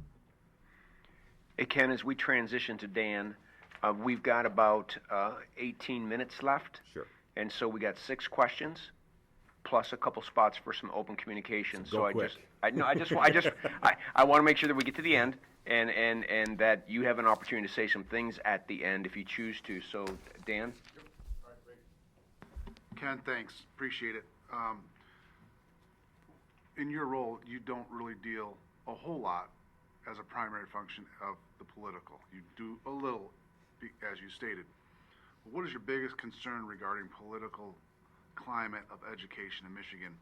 And as our superintendent, how would you advocate for political action that benefits our district and public education throughout our state? Well, I think, first of all, we have to value educators. That's first and foremost. I don't know where exactly that came off the rails, but they can't be blamed for all the ills of society, and they become a political punching bag, basically, public schools have. If there's something wrong, let's blame public schools. If there's something we don't like, let's blame teachers, and so forth. And we've got to change that aspect of education. One of the things I think that would do is as much as possible, whether it's Republican or Democrat, you've got to be talking and bringing legislators into the schools so they can see what's going on and have a better picture and a clearer idea of what goes on. Because many of the legislators, I drive by a hospital, doesn't mean I can run a hospital. And I think we got to realize that we need to depend on the people that are actually in the schools and get input from them as to what needs to be and how to handle things. Now, that doesn't mean that you ask and it just throw money at it, because that's not the answer either as well, too. Money helps, but you got to also have accountability. That's one of the things that has helped as we've gone along, is the accountability piece is there. Now the money's starting to come in, but you got to put the two together and hold people accountable for how they're spending their money as well, too. But that's one of the ways in which you can help with the legislator and them understanding the impact that when they make certain statements, what it has on the morale. We're having a harder and harder time getting qualified people, because if I can make more money or the same money in a different profession, people are, why would I sign up for that? Is it appropriate to skip a question to give more time to think? I think what might be a little bit more prudent to staff and personnel? Or do I have to ask all the questions that we ask other candidates? I think it's best to give Ken Okay. the same opportunity to answer them all. All right. What are specific ways in which our district should be working with other local districts to help meet our students' achievement goals? Well, I think that one of the things you can do is share practices and ideas. So we have a monthly meeting with Brandon, Lake Orion, Waterford, Clarkston, and Holly. And we have a monthly meeting in which we talk about different shared practices, ideas, and stuff. I think that's the biggest thing that you can learn, is from what other districts are doing well and what seems to be working from them, and take those ideas back to your district. That is one key way in which you can do that shared partnership. There's other ways in which you can partner up with them. For example, Royal Oak, we partnered to bring in a PD, and of course, I'm forgetting his name, Cultures of Thinking. He's responsible for Cultures of Thinking. And we've teamed up with Royal Oak to bring him in, and we shared the expense of doing that with those districts. So there's ways to team up and to really rely on each other's expertise, because you may be really great at this area, they may be great in that area, and you can share practices and stuff. My last question, Ken, is what impact has standardized testing and teacher accountability had on our education system in Michigan? Well, it's been good and bad. The good part is that, I always think that there's nothing wrong with accountability. When I was principal, I held my staff accountable. I held myself accountable. And I've never seen anything wrong with accountability as long as it's focused and directed in the right manner. And at least they've, in the last iteration of the law, they've kind of got some of that straightened out. They still have a long ways to go. The bad part that has happened is, well, and let me just also say that it's allowed us to focus on certain subgroups and populations that before went unnoticed. And that has been a huge part. Certain demographics that weren't addressed, now all of a sudden it helps you focus and helps point the finger, or I shouldn't say point the finger, helps you see that group and to be able to address their needs. And to be able to, I guess, point the finger to the staff and say, listen, we got to help this group better. These scores are not acceptable, and that needs to be, we need to figure out why and what's going on. And staff, like I said before, they're wonderful at that point, and as soon as they see the issue, they're quick to jump on board. One of the issues that I would say that I have with ESSA is the fact that it focuses on just reading and math. And it's taken away some of those things that kids, while reading and math obviously are the reasons why we go to school, and writing as well too, like kids, they'll come to school, like little Ken Weaver came to school because of the athletics, the friends he had, and some of the classes that he actually enjoyed and applied himself. He didn't come because of ELA class and math class. If it was left up to him based off of that, he wouldn't have probably been there. And it's the same with others as well too. And while those skills are what we work on as a public school, and they are so important to make sure kids can do that, and I don't want to like belittle or demean their importance, but at the same time, if you are a parent of a child, you know that your child is much more than an SAT score, an ACT score, or any other standardized score that you have. The other thing that I would say is standardized test scores, if you look at how much they follow demographics, you would wonder why we even use them. I could probably give you your test scores without you even taking it. It's almost a one-to-one correlation off of demographics. So you got to be careful how you're measuring and what you're measuring, and is it really that important? And that's where I say that, you know, there's still some work to be done with that legislation. Thank you. Mary? Thank you, Mr. D'Alessandro. Hi, Ken. Hi. Thank you for being here. Other administrators in our district. Like a balance between giving them the support and autonomy they need to lead effectively while holding them accountable as appropriate and necessary. Well, I don't think I would change anything that I do currently. I think they all know that I work with them as a team, that I value their ideas, their inputs. I help them set the expectations. They set them along with me. They tell me the how. Say, okay, but have you considered this? Have you considered this? Have you considered this? And if they can answer those questions, then we're all full, at that point, we're all full speed ahead and we move forward. I think it's important that your administrative team see themselves as part of a team and not just being spoken to, that they contribute to decisions. And that's an important area that I think individually I've done a really good job with, is when I work with the middle school on their initiatives, I work with the high school on their initiatives, and as a team when we work as initiatives. But I think as a district, when it comes to some bigger decisions, that probably a little more inclusion with administrators would be warranted.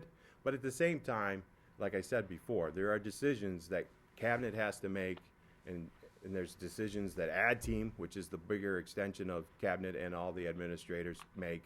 And then there are decisions that, like as a district or as a school, we may make and stuff like that. And it's really up to the leader to understand which is what, when it calls on which of those decisions to make.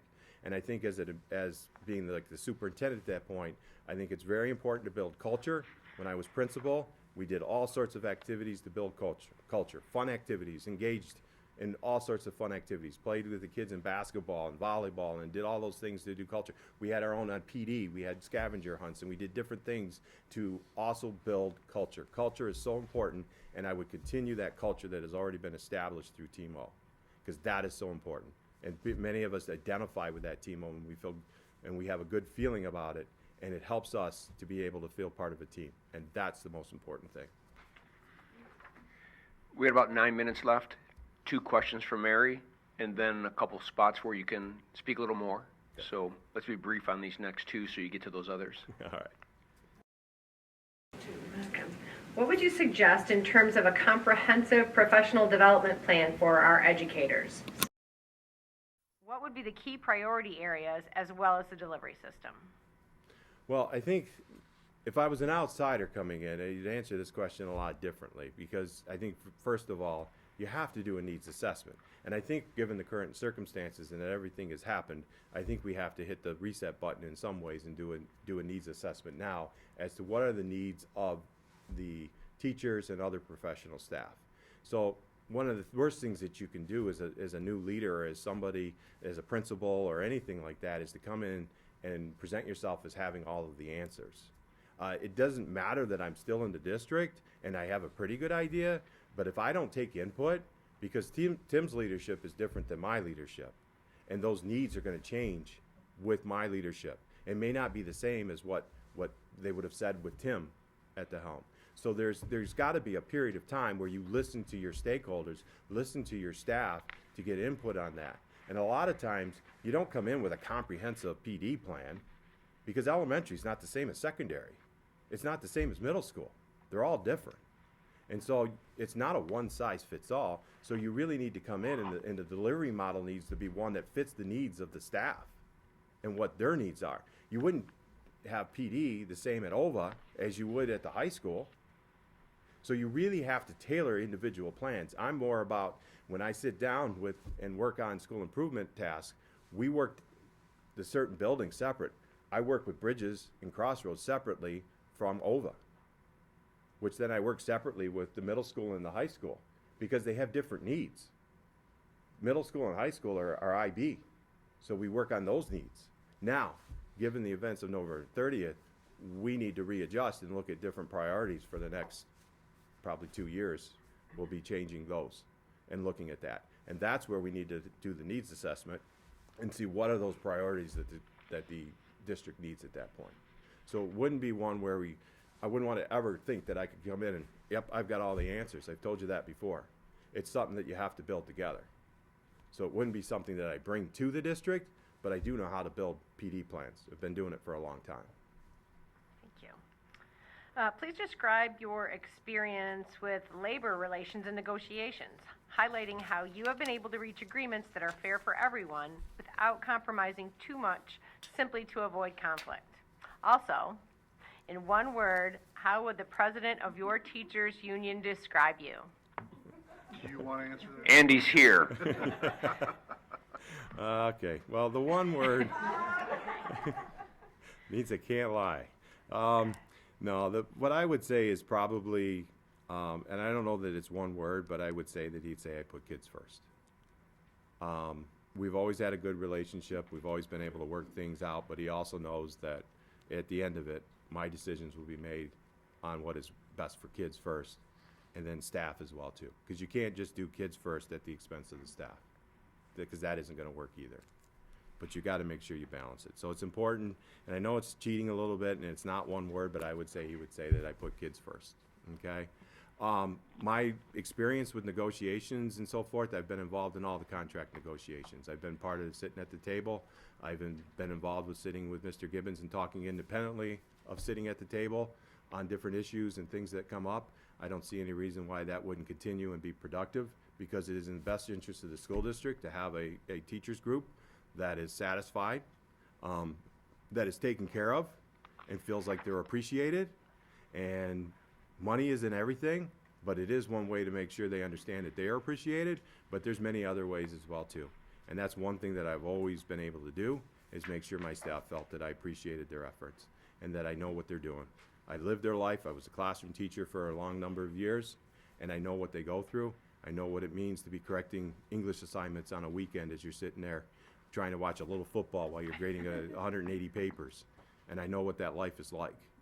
And I know what it's like to work 2, 3, 4 jobs to try to make ends meet as a new teacher. And so I can appreciate that, and it's important for us to value our staff. They're the ones that work directly with our kids. They're the ones that impact their lives directly.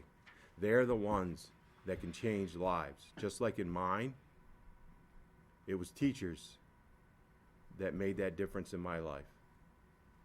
And that's the one thing that I think I bring to the table and always will continue. It's about making sure that teachers, students fulfill their potential and bring their best to change lives, because that's the power a teacher has.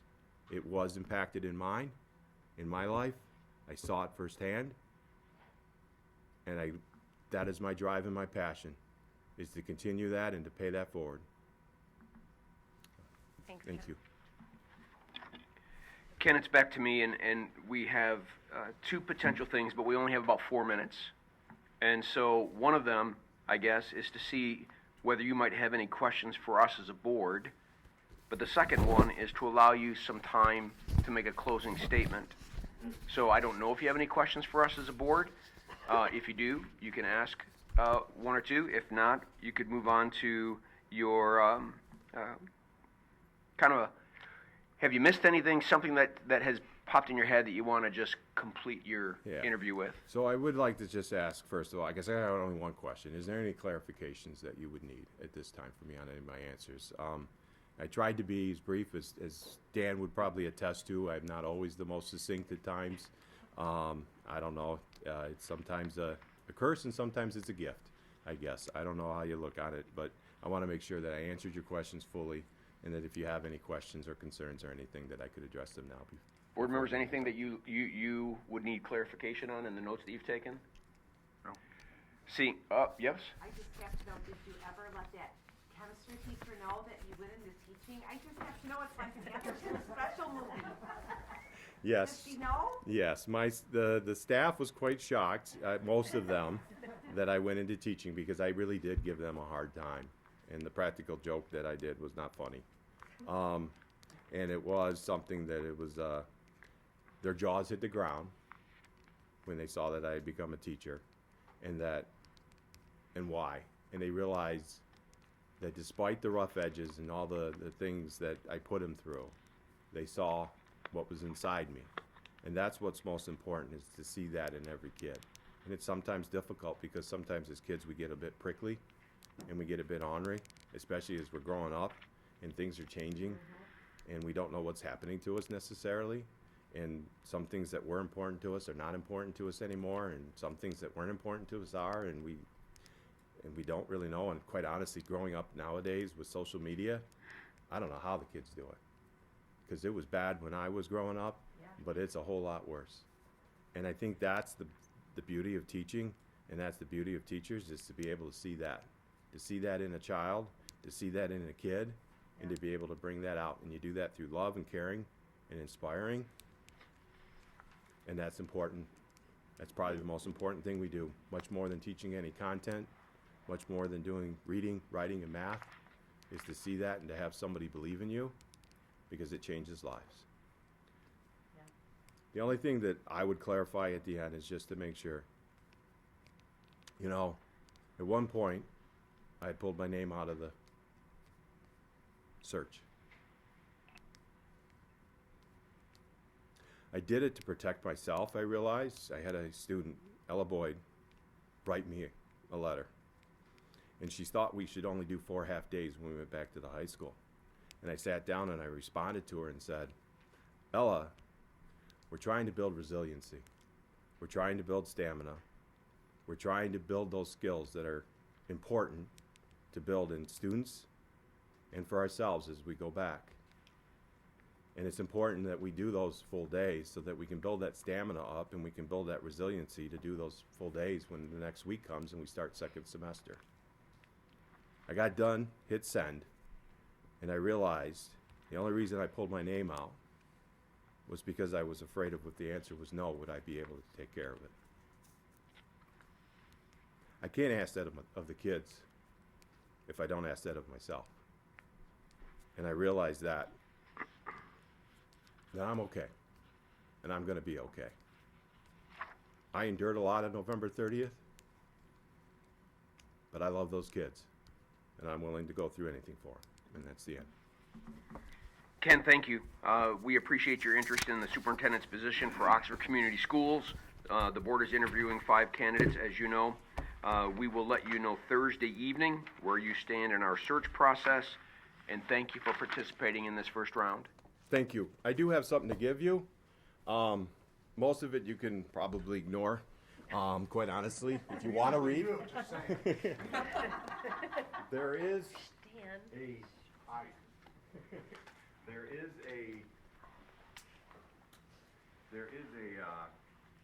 little USB in there that I would like you to look at. That is the only thing I would ask that you look at. My high school is probably the proudest thing that I have in my career. Thank you, thank you. OMS staff made that for me when I moved over to district office. It is a short video that I have occasionally when I get down, I just watch, so, thank you. Thank you, Ken.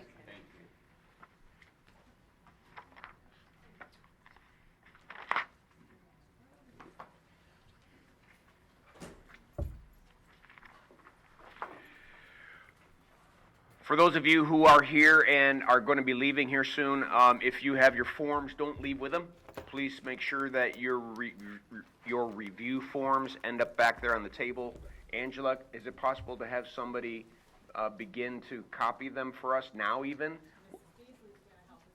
Mrs. Beasley, thank you, thank you, thank you.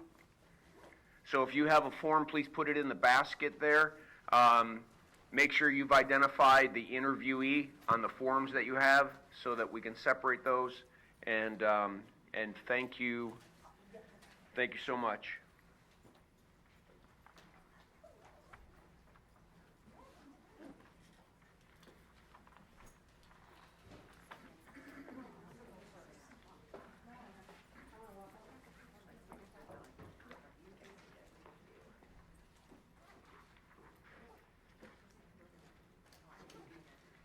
Is John still in the room, John Silveri?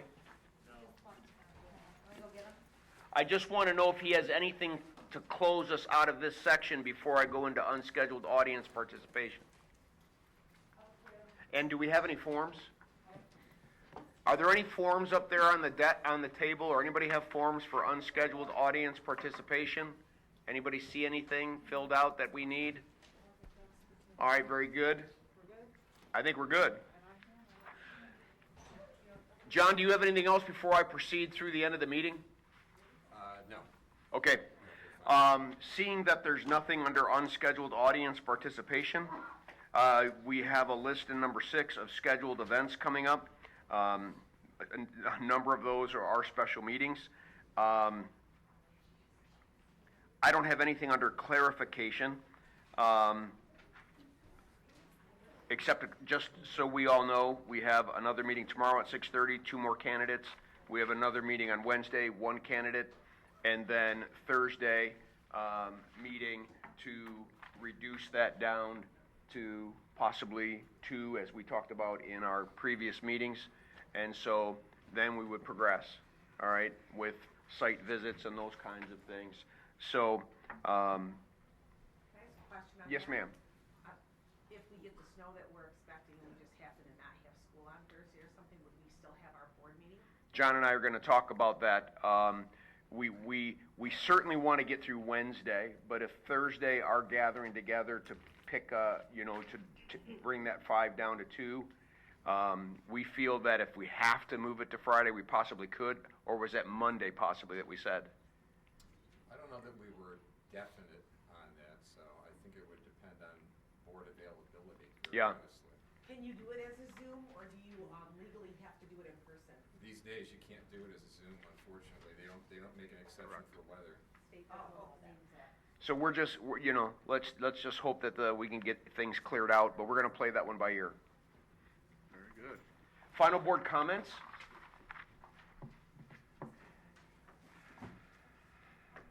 Dan, I forgot about, It's okay. would you go first, please? Absolutely. So Dan is going to share a document that he wrote today, and I want everyone to know that Dan talked to me the other day and said he would like to go over to the high school this morning, observe the process, and see what that's like, and he has wrote a summary, and I've asked him to read it, so please. Okay. Thank you, Tom. And I know tonight was scheduled for interviews, and I didn't really want to jump in the middle of that, so I appreciate the time. But I think it's important that this be said.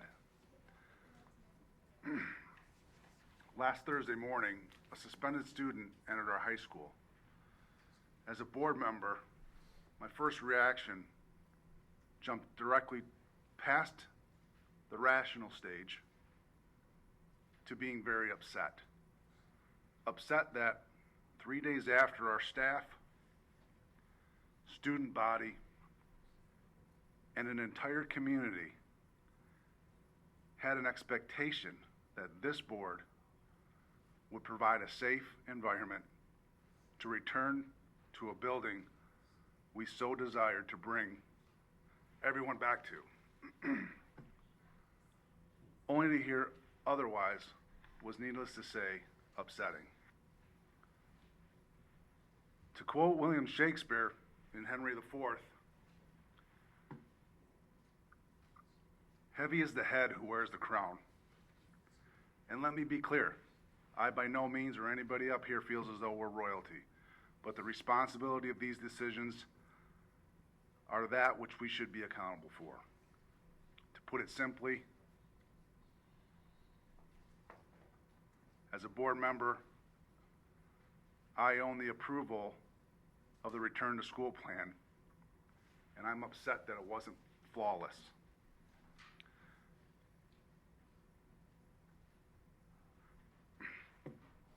I cannot express properly how sorry I am.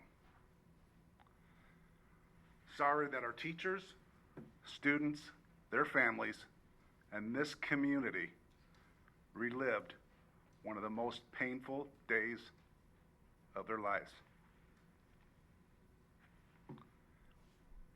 That level of anxiety, stress, and fear should never be experienced by anyone, let alone young men and women who should be thinking about who they are today and where they hope to be in the future. Instead, we did not meet the standard we need to uphold and be responsible to, a standard to be met at any cost. If you asked me on Thursday how a suspended student walked into a high school, our high school, after he was afforded due process, discipline was handed down, and the district given guidelines which would allow him to return to his education and make clear to all parties involved,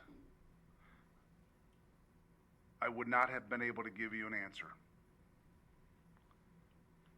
Many people, including myself, made assumptions about Thursday's event. Plain and simple, my assumptions and many of yours were just not factual. It is important for you to know as well, our internal candidates were spot on Thursday. If they weren't, and I believe my fellow board members, would have asked them to withdraw their name from our list of potential candidates for superintendent. However, as a leader who accepts ownership, and I am resolved to provide our team with as many tools they need to make this district as safe as possible. I want everyone to know we will continue to look at all options and listen to all reasonable requests as we move forward. This morning, while at the high school, to witness the revised plan and I witnessed it in person this morning, I am pleased to say it was smooth and it moved quickly. And if my son and daughter were still in the building and they said, well, I was tardy because of this, that would not be a fact. I am proud of everyone's resiliency, and I'm glad to report our staff did a great job. I hope everyone realizes just how state and federal laws narrow the margin for error. Some of those requirements make the difference between the right and wrong decision razor thin. It's not lost on me that the desire of all stakeholders know our schools are safe. It's a safe environment, and that we deliver a world-class education, the best education we possibly can. With your help and our commitment to use our compass and have it be focused on identifying the situations, not letting the outside noise shift our focus, making decisions knowing that our heart is pure, and by everyone being committed, including the community, to do their job. We can achieve any outcome we desire. Tom, I appreciate the opportunity, and I look forward to tomorrow. Thank you, Dan. Any of the board members' final board comments?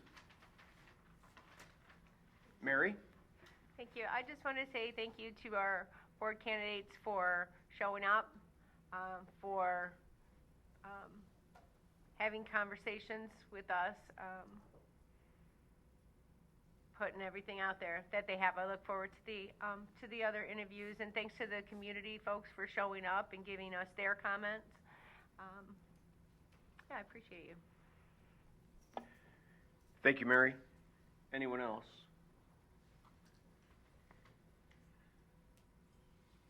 All right. Seeing none, there is nothing under other. Just a reminder again that we will be meeting tomorrow, Wednesday, and hopefully Thursday, 6:30. Angela, all meetings are here in this room. Yes. Very good. Tuesday, Wednesday, Thursday. What's that? Tuesday, Wednesday, and Thursday. Yes. All right. So it is 9:52, and this meeting is adjourned, and it's a great day to be a Wildcat. Thank you.